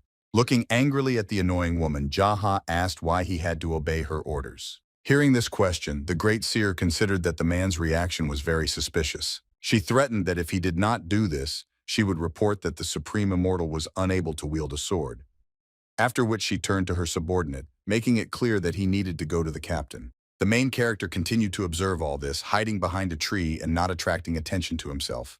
He was surprised that the great seer suspected the man and thought that she was able to notice things that were said from the captain's gaze. Judging by Jaha's expression, he clearly didn't want the information about him not being able to control the ball to spread. However, the Supreme Immortal said that it was not worth distracting His Majesty with all sorts of trifles and agreed to do what the Great Seer asked him to do. Jaha took hold of the sword's hilt and began to slowly draw the divine relic from its sheath. The woman carefully watched this action, which was exciting for her, because she understood that now her guess could be confirmed. The Supreme Immortal was in no hurry to draw his sword and watched the Great Seer's reaction closely. The main character watched all this with bated breath, not believing that the man had actually put off doing this. The guy thought that there was no better time to reveal Jahan's demonic nature. At the same time, Sol Yan understood that this would untie the hands of the seer, and she would interfere in the affairs of Hwarang, and this could not be allowed. Meanwhile, the Supreme Immortal still had not drawn his sword from its sheath, but was preparing to do so with his hand on the hilt. The protagonist felt that he had no other choice, and so he decided to prevent the man from getting his sword and using his talisman of spiritual energy. Suddenly, the Supreme Immortal smiled slyly, as if he had some kind of plan and was going to put it into action immediately. The man began to slowly take out his sword, and the sharp blade immediately began to reflect the rays of the sun. As Jaha exposed more and more of the sword's blade, the bright glow grew larger and blinded the people watching the process. The next moment, a strong wind arose which knocked the subordinates of the Great Seer off their feet. At that moment, Jaha completely pulled out his sword from the need, causing divine energy to strike him with a dense beam of bright light. The great province, not afraid of being blinded by the bright light, looked attentively at the Supreme Immortal and could not believe its eyes. The protagonist was also amazed that the man managed to pull out the sword without revealing that he possessed demonic energy. The guy didn't understand what had happened and didn't believe that Jahan had managed to deceive even this force. Sol Yan continued to look at the Supreme Immortal, not believing that the sword obeyed him unquestioningly. After this, the man turned to the great province and asked if her curiosity had been satisfied, since he had a lot to do and he needed to go already. The woman did not respond to this, but only looked at her subordinate, who was holding his head because it hurt after such a bright flash of light. The Great Seer was very unhappy that her guess was not confirmed, which is why she clenched her teeth. Still, the woman admitted that she was mistaken, after which she took several steps forward towards the Supreme Immortal. She continued to say that so much time had passed that she had forgotten that the man knew no fear. Approaching Jahan, the woman said that there were still things that could not be ignored. With anger on her face, she said that terrible events would continue to happen, and because of Jahan's wrong choice, people would die. Sol Yan also heard the woman say that those who recklessly turned a blind eye to the heavenly prophecies and did not punish the harbinger of bad things would pay for their sins. The great province threatened the man that he would still receive his punishment just like last time. After thinking about these words for a while, the Supreme Immortal rudely replied that it would be better for outsiders not to meddle in other people's business. After that, the man headed to the market, which was located in the southern district, keeping a small distance behind him, with Sol Yan following close behind. Walking past the merchant's stalls, the guy thought about where the Supreme Immortal was heading. The main character continued to closely follow the man, not understanding what business he might have had in this market. The guy was distracted from these thoughts by an unexpected collision with a man who was carrying a large statue of Buddha on his back. Having come to his senses, Sol Yan began to look around, because he could not find the Supreme Immortal in the crowd of people. For some time, the guy nervously looked into the faces of passers-by, not understanding where the man could have gone. Sol Yan couldn't believe that he had lost him and continued his desperate attempts to find Jahan. The next moment, a familiar voice was heard behind the main character, saying that he was not mistaken, and it was much more interesting when someone was watching him and not the other way around. The guy began to quickly turn around to face the higher immortal, not understanding how he managed to end up behind him. Suddenly, the main character took out his talisman and putting it to the man's chest immediately used it, which created a bright flash of light. Jahan narrowed his eyes and asked the guy what he was planning to do, but he quickly realized it himself. The next moment, Sol Yan grabbed the Supreme Immortal's sword and began to quickly draw it from its sheath. After that, he put a sharp blade to his neck, making it clear that the man should not make any rash movements. This act really made Jahan stand still and listen to what the protagonist had to say. Looking angrily at the Supreme Immortal, the guy reminded him of his own words that he had said in Karim. In the forest, a man told the boy that if he continued to solve all the strange phenomena alone without knowing one important fact, he would soon die. The sword presented to the neck had already wounded the main character, but he continued to say that he should have known what an important fact he had overlooked. All this could not fail to attract the attention of ordinary people who were at the market. They were scared and did not understand what the guy was doing. Sol Yan did not pay attention to this and threatened the man that if he did not answer, he would commit suicide and then become a vengeful spirit by inhabiting this sword. At this, the Supreme Immortal only laughed, appreciating Sol Yan's antics with dignity. Sol Yan put a sharp sword to his neck and threatened Jahan that if he did not tell everything, he would commit suicide and then become a vengeful spirit by inhabiting this sword. At this, the Supreme Immortal only laughed, appreciating Sol Yan's antics with dignity.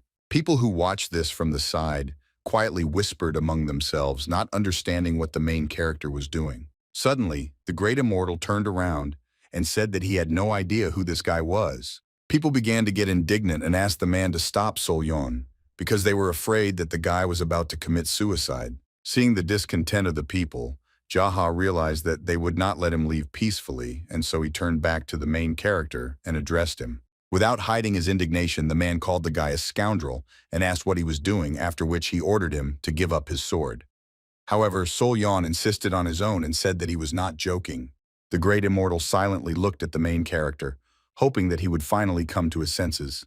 But the guy did not let go of the sword, showing that his intentions were quite serious, and he was ready to carry out his plan at any second. Still, the man began to laugh and say that he would tell Sol Yan everything. The people who had gathered from all over the market square were surprised at what was happening. Jaha asked the guy if he was really that interested, and promised that he would tell him everything, but it wouldn't change anything for him. Sol Yan began to be indignant that the man thought that even after knowing the whole truth, the guy would still screw up. After that, he again ordered Jahan to immediately tell everything. Suddenly, the Supreme Immortal snatched his sword from the protagonist's hands. It seemed that now the guy would never get answers to his questions. But the man was still ready to tell everything, but first they had to do something. This surprised Sol Yan. Then the Supreme Immortal asked the protagonist to follow him, after which they wandered along the empty streets. People who had been watching this all this time were surprised by this outcome and did not understand what had just happened. However, they quickly became bored with thinking about this, and so people returned to their usual activities as if nothing had happened. The Supreme Immortal noticed that people no longer paid attention to him, and so he could relax. He explained to the guy that if Nirvana turned into a mystical spirit and became attached to the main character, then Hwarang would get rid of it by uniting it with himself. Then Sol Yan asked why the Supreme Immortal was so scared, after which he remembered that they had to do something before the man would tell him everything. The Supreme Immortal did not continue this conversation, and letting the guy go, hid his sword back in its sheath. Setting off on their journey, the man explained that of course, first they needed to look around the market. Sol Yan was very surprised by this and realized that Jaha had deceived him. A little girl ran up to a gentleman passing by and, smiling good-naturedly, asked if he wanted to buy some incense. Jaha thought for a moment and then said that he knew little about incense. The girl began to show small bags and said that in one of them there was cedar and in the other an orchid. The man thought that in this case he would take everything that she had. The main character came out and stood behind the immortal and thought about something meticulously while waiting for him. Looking at the man's sword, the guy noticed that there was no yin-yang pendant on it. This pendant symbolized status among the Hwarang and could easily be used to tell if its owner had been defiled. The guy continued to think that no one simply dared to tell the Supreme Immortal to put his pendant back on. While the main character was thinking about this, the man put his purchases in his hands. Having come to his senses and seeing all this in your hands, the main character made a displeased face, as if saying that he was not a servant. Jaha smiled and said that the warbird and the troublesome Hwarang were a good duo. Sol Yan didn't understand why the Supreme Immortal needed all these old things. The man continued to say that birds have always been man's friends who guided his soul. In this regard, Jahan remembered a phrase that said that the living will serve Yan as their master, and the dead in turn will serve Yin. To this, the main character replied that even on the moon, which was the personification of Yin, there were monsters. Jaha agreed with this. After that, the man headed to the next merchant, leaving behind a confused Sol Yan. The guy followed the Supreme Immortal along the way, wondering if he really thought that he would give up if he decided to test him. Suddenly, Jaha said that he wanted to know something from the boy regarding the moment when he pretended that he couldn't draw his sword in front of the great seer. The next moment, the Supreme Immortal directly asked what Sol Yan was trying to do standing behind that tree. The main character remembered that moment very well, but was in no hurry to give his answer, silently walking behind the man. Still, he decided to clearly show what he was going to do then, and took out his spiritual energy talismans. Jaha silently looked at the talisman, which began to glow brightly from one touch of the main character. The Supreme Immortal asked if it was really just the light with which the boy had taken the sword from him not long ago. Sol Yan confirmed this and said that it was a shining talisman. After that, the boy explained that at that time, he thought that the man would not be able to draw his sword and therefore wanted to use a beam of light to deceive the great ruler. Jaha was surprised by this answer and asked why the guy wanted to deceive the great seer. The protagonist explained that the problems of the Hwarangs had to be solved among the Hwarangs. The Supreme Immortal was very surprised by this answer, which made him dumbfounded and his face froze in an incomprehensible smile. After that, the man laughed at the main character and continued walking forward, leaving Sol Yan to wonder what was funny about his words. After that, the guy said that at that time the great seer could not have known that the man had entered the demonic path. Therefore, the main character was very interested in why the woman was so sure that the Supreme Immortal would not be able to draw his sword. Jaha thought that the great seer had simply foreseen this or seen something in his face. The man continued to say that the woman didn't like anything at all. She hated money, art, handsome men, and the only thing she liked was power. Meanwhile, the day was drawing to a close, and the sun was giving off its last rays of light before setting beyond the horizon. Some man was loudly telling a story about how the hero hurried to go around the tower to admire the beauty's face once again. A crowd of people gathered around the man to listen to this story. This attracted the attention of a Supreme Immortal who was passing nearby with the main character. After listening for a while to the story that the man was telling, Jaha remembered that it was a story about a ghost of a tower. Suddenly, the Supreme Immortal asked Sol Yan what he thought was the most important thing in a good scary bedtime story. The main character, without any enthusiasm, suggested that the most important thing was the presence of ghosts in the story. Jaha sighed in disappointment because this was the wrong answer. This got on the guy's nerves, so he started saying that a good horror story should be relatable to everyone. Sol Yan thought that this sounded pretty cool, but the man again said that this answer was wrong. After some time, Sol Yan was at the table in the establishment and was irritated by the fact that the Supreme Immortal gave such an explanation to his question. Jaha looked around and was surprised that this establishment had not changed at all over the years, although the staff was completely different. Sol Yan drank tea silently and thought about how the man had been sucking energy out of him all day, almost like a real ghost. Seeing this, the Supreme Immortal sarcastically asked whether the guy was dying of impatience or was simply tormented by thirst. The intrigued guy immediately put the cup on the table and asked what was already the most important thing in a good scary story for the night.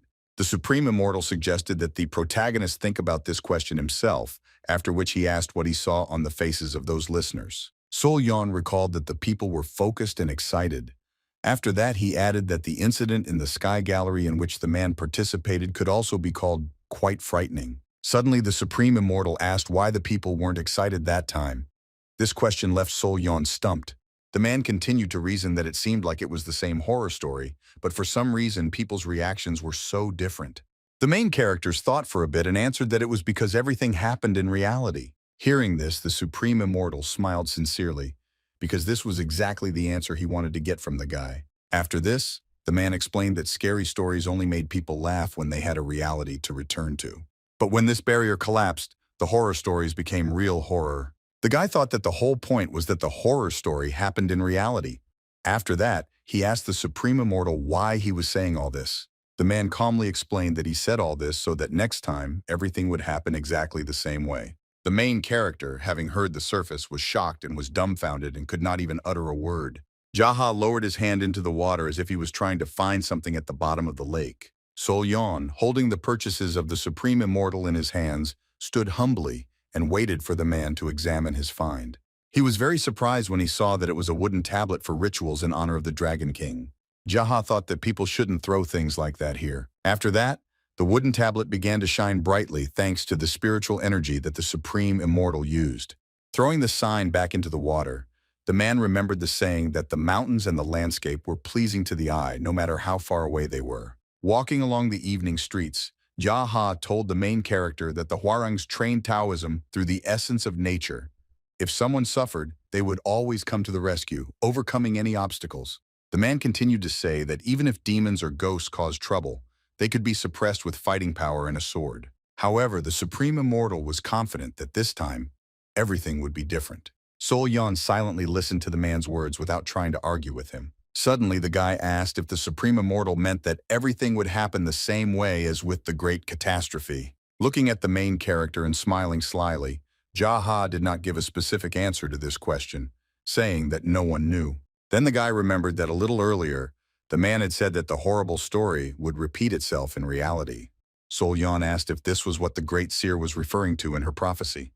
The Supreme Immortal again answered without specifics, saying that perhaps this was so. Then the guy asked how he knew about this. The man suggested that he also had the ability to see the future. Jaha called the main character a fool and said that it could be called a theory or intuition, but he always relied only on his knowledge and experience. Hearing this, Sol Yan asked why then the horror story had to be repeated in real life. To this, the Supreme Immortal replied that it was not he who decided to delve into all the strange incidents and considered that the guy should figure it out himself. After this, there was a night of silence, which was only occasionally broken by the rustling of tree branches. Jaha silently approached the large gates that fenced off the estate from outsiders. Sol Yan slightly raised his head and noticed what was depicted on the gate. In the light of the moon, the image of the demi-goddess Asvara, who was the spirit of clouds and water, shone on the gate. The main character wondered what this was a house and why the Supreme Immortal had some business here.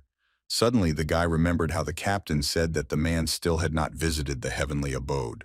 Suddenly, Jaha turned to the main character and asked in surprise if he really wanted to go into the estate with him. The guy began to deny it. The Supreme Immortal did not listen to Sol Yan at all, and entering the estate said that he would now ask if the guy could enter. After this, joyful voices of people were heard outside the gates, greeting the gentleman and asking him to pass quickly. At that very moment, the main character realized that this was the residence of the Supreme Immortal. Very soon, the gates began to open again and Jaha appeared in them, asking the guy what they were supposed to do. The man explained that he had spoken to the people, but had received the answer that they would be very uncomfortable in the company of the ghostly demon king.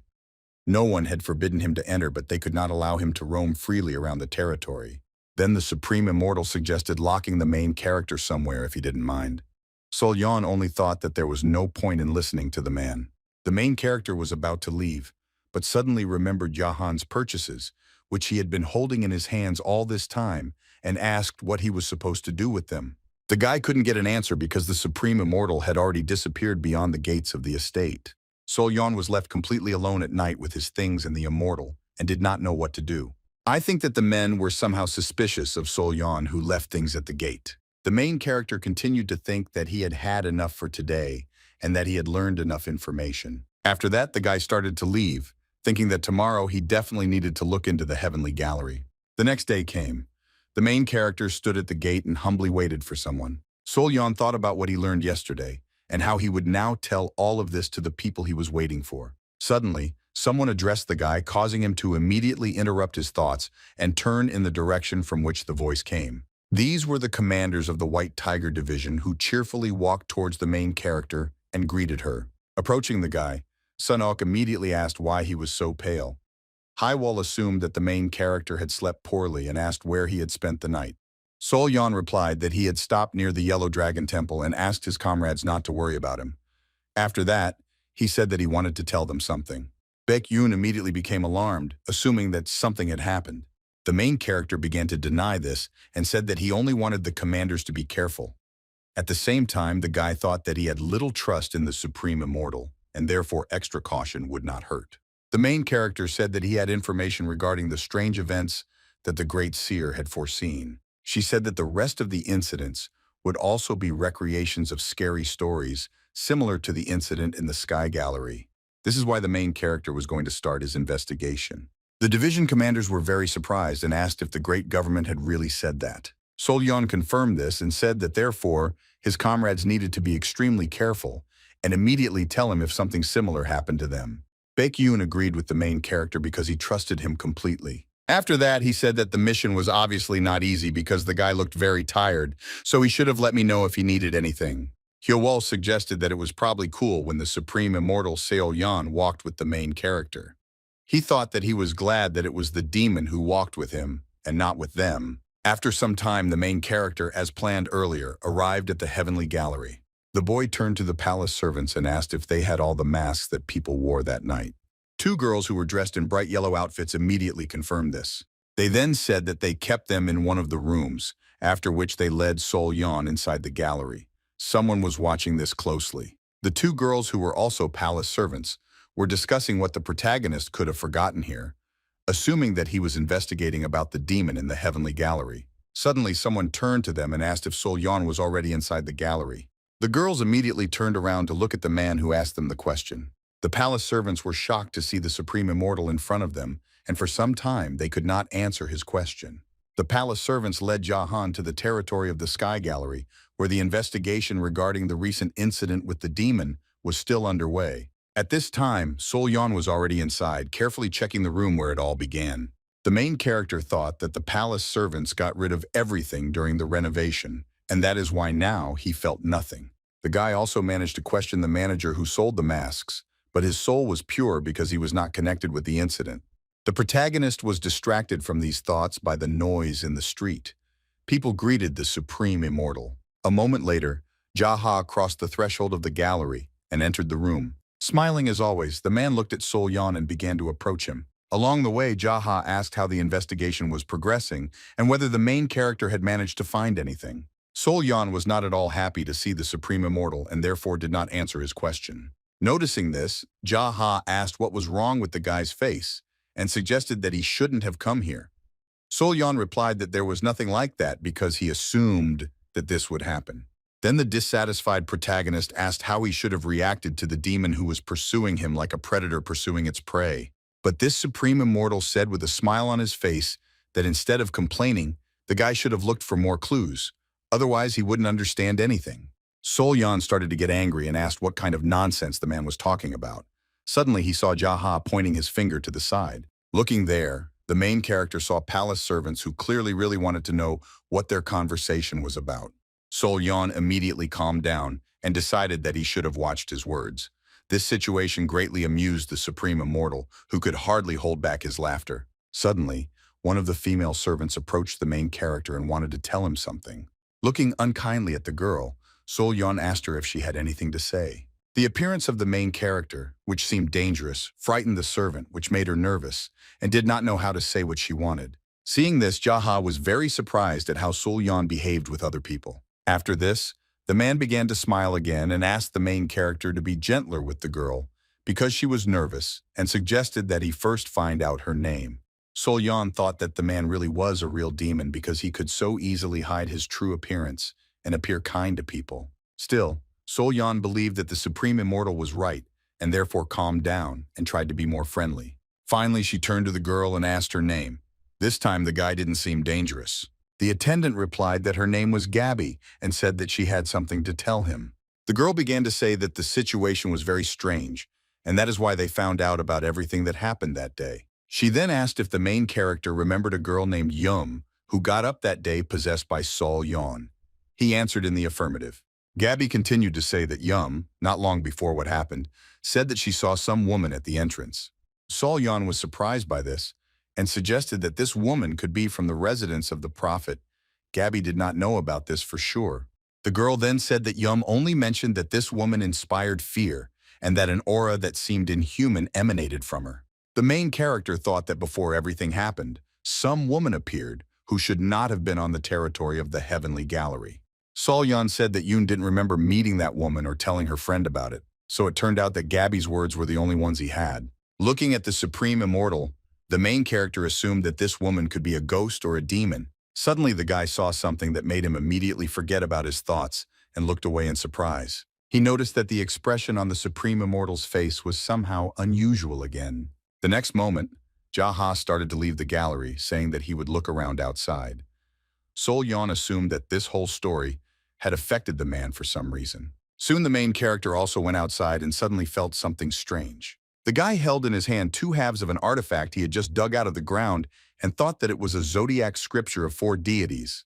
The main character knew that this was a relic of the Huaran, so he was very interested in who could have buried it here. The next moment, the voice of the supreme immortal was heard behind the guy, saying that it was he who buried the artifact here. From this suddenness, a shudder ran through the guy's body. Approaching Sol Yan, the supreme immortal asked why he was so afraid. Then he asked the guy if he wasn't curious about who buried the Huarang artifact here. Sol Yan didn't answer. After some time, the main character still asked when the Supreme Immortal did this. The man answered that before leaving the capital. This was followed by the next question. Sol Yan asked why the man did this. Jaha seemed to regretfully answer that he did it so that everything would return to normal. Sol Yan looked at the Supreme Immortal with confusion because he didn't understand what he was talking about. Still, the main character believed the man and said that it was done before he plunged into the demonic path, so he admitted that it was done out of good intentions. But at the same time, Sol Yan did not understand why the Hwarang artifact was split, and so the guy concentrated his spiritual energy in order to find clues. As a result, the main character could not feel anything and began to wonder what could destroy the divine religion without leaving a trace. Then the guy said that he could not determine who broke the artifact and took it with him because the damaged drachma instrument could attract evil. The Supreme Immortal did not argue with this and said that Sol Yan could do whatever he wanted with the broken relic. The guy put a protective talisman in the hole where the main character found the artifact in order to protect this place from evil forces. After this, Sol Yan turned to the Supreme Immortal and asked if he had buried anything else, to which he received a lengthy answer. The main character immediately asked where the man had buried Jaha and began pointing with his finger at all the places where he had once buried something. There were quite a few such places. Jaha continued to remember and show everything that the perplexed protagonist asked him about for some time. Having made a whole list of such places, Sol Yan was surprised and said that the Supreme Immortal had not sat idle in his time. The man agreed with this. It took our heroes some time to dig up and check all the hidden relics. Finally, the work was finished, and the Supreme Immortal summed up that only the zodiacal scripture of the four deities was broken. After this, the main character asked the man if he had any idea what kind of woman the servant Yum was talking about. But this Supreme Immortal only remained silent as if he did not know or did not want to answer the truth. Suddenly, our heroes heard the loud voice of a man who swore unevenly that he was not lying, and his words were the purest truth. Sol Yan and the Supreme Immortal immediately turned their attention to the man who was standing not far from them. The soldiers of the Golden Wheel Division asked the manager to calm down and assured that the captain would immediately send people. However, the man continued to be nervous and say that it was necessary to immediately sort out that story about the ghost because the people had already begun to leave them. The man continued to say that he agreed with the plot of the painting, Images of Paradise, that in one night, dozens of people would lose their lives. Hearing this, our heroes were struck by lightning from surprise. 100 years ago, there lived a brilliant artist. He was born into a peasant family but had incredible talent. This talent consisted in the fact that everything in his paintings seemed too alive. There was no end to the buyers of his works. People said that the artist's paintings were so realistic that they could deceive even ghosts. One day, the artist received an order from a wealthy man who asked him to depict the Western paradise of Buddha on the largest wall of his house. The man wanted to feel as if he was inside a painting while in the room. Soon the artist got to work. He put all his strength and talent into this painting, but soon disaster struck. The artist's only son died suddenly at a very young age. From the grief he experienced, the creator's mind began to distort, changing the artist beyond recognition. He abandoned everything that had surrounded him before except the painting. The artist did not eat or sleep, but only painted. Day after day, he lost his mind, lost touch with reality, but still continued his work. As soon as the artist completed his painting, he immediately met his inevitable end. After some time, the owner of the house received guests and decided to show them the painting. It was then that the terrible incident happened. The painting suddenly came to life and began to attack people. The thing was that a demon had entered the painting. The characters came off the canvas and dealt with all the people in that room with particular cruelty. The family of the owner of this house and his guests were killed on that fateful night. Such was the terrifying story of the painting called the Image of Paradise. After hearing in the heavenly gallery, the protagonist and Supreme Immortal went to the residence of the Crimson Flower. The man was indignant that the cherry tree was covered with white flowers when it bloomed, but the name of this place indicated a crimson color, considering that this was a complete deception, and this place should have been called the Residence of Cherry Picking. Jaha continued to say that another nightmare had come true, and therefore Sol Yan would not have to be bored. The guy didn't react to this, and remembered the words of the great seer who said that His Majesty gave him a task that he had to complete alone to prove his innocence. The main character also remembered well that if he screwed up, he would be executed. The Supreme Immortal considered that this was indeed a problem, but it would only benefit him. Suddenly, the main character stood still and asked the talkative Jahan to be silent. After this, the guy fell to one knee and bowed his head. The Supreme Immortal immediately asked what his companion was doing.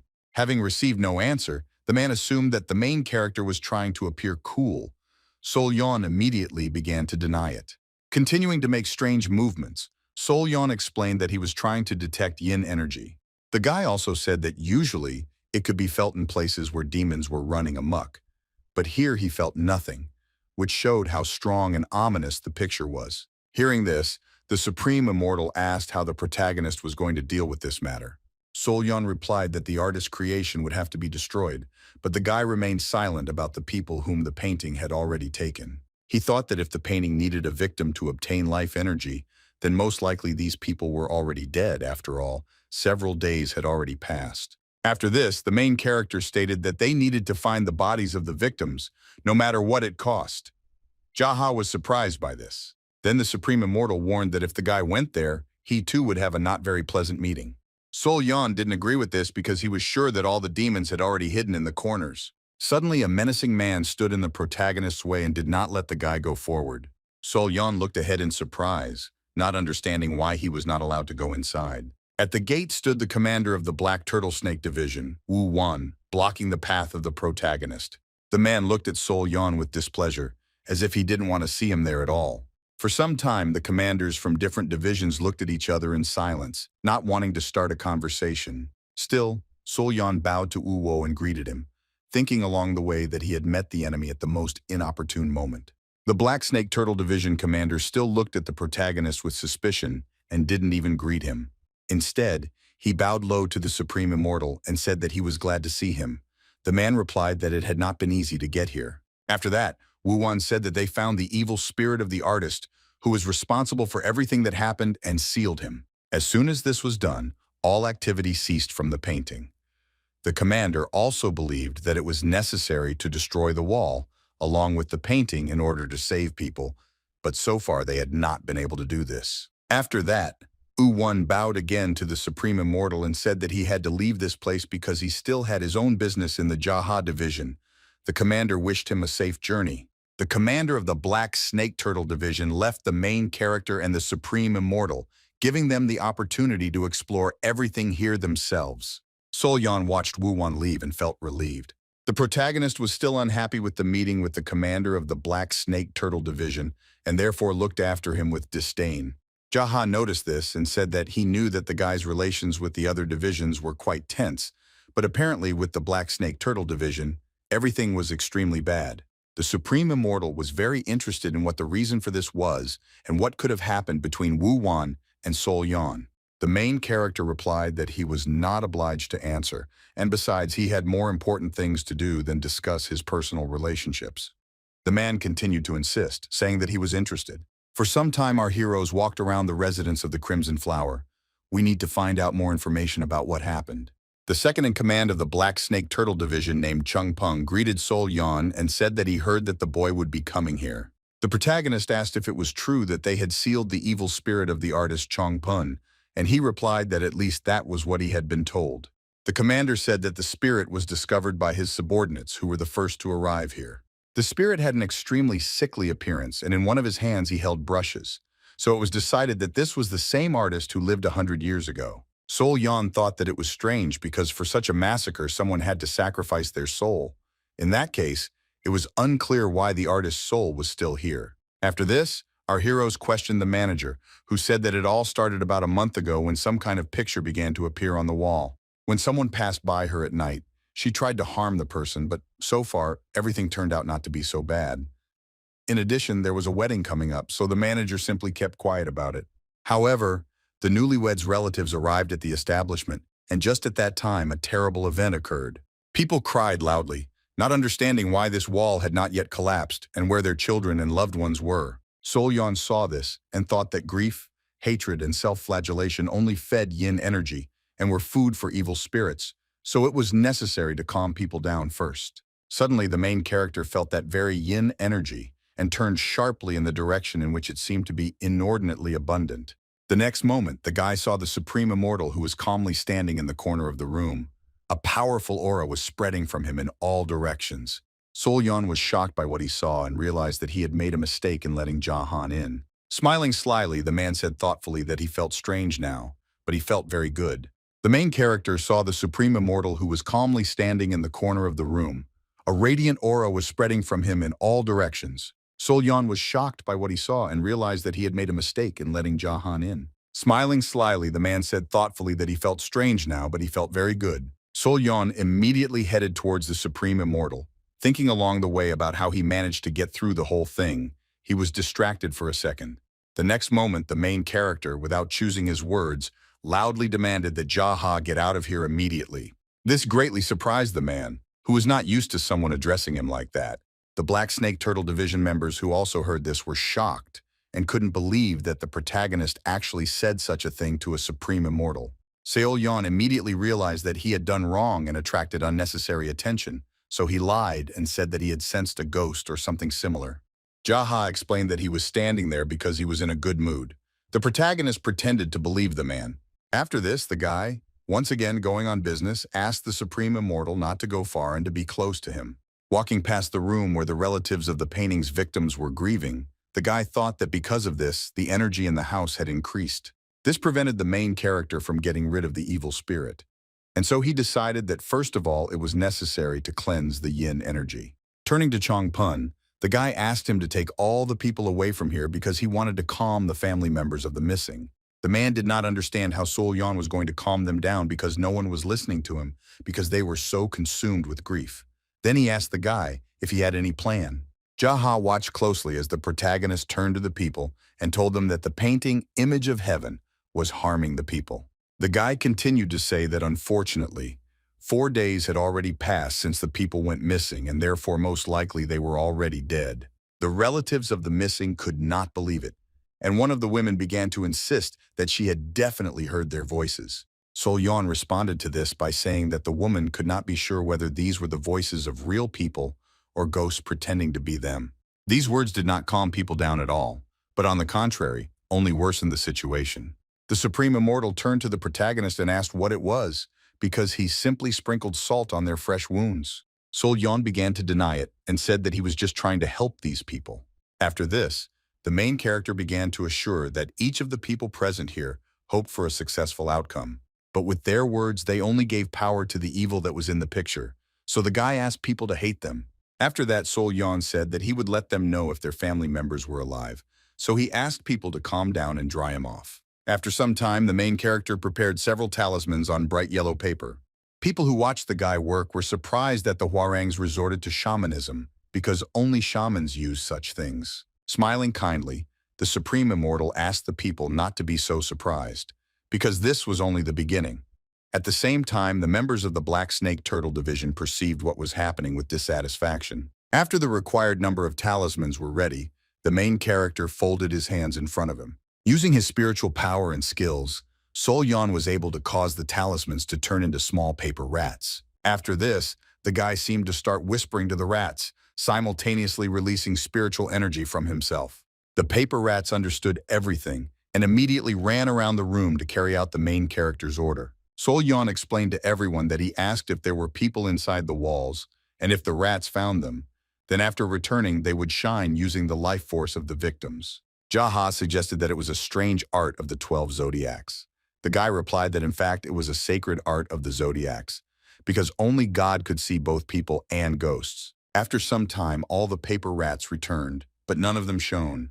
People fell into despair because they were now sure that their relatives had died due to the tricks of ghosts.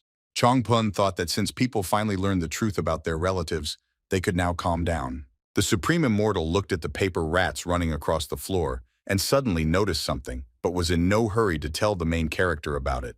But there was no need to do this, because Sol Yan himself had already felt something.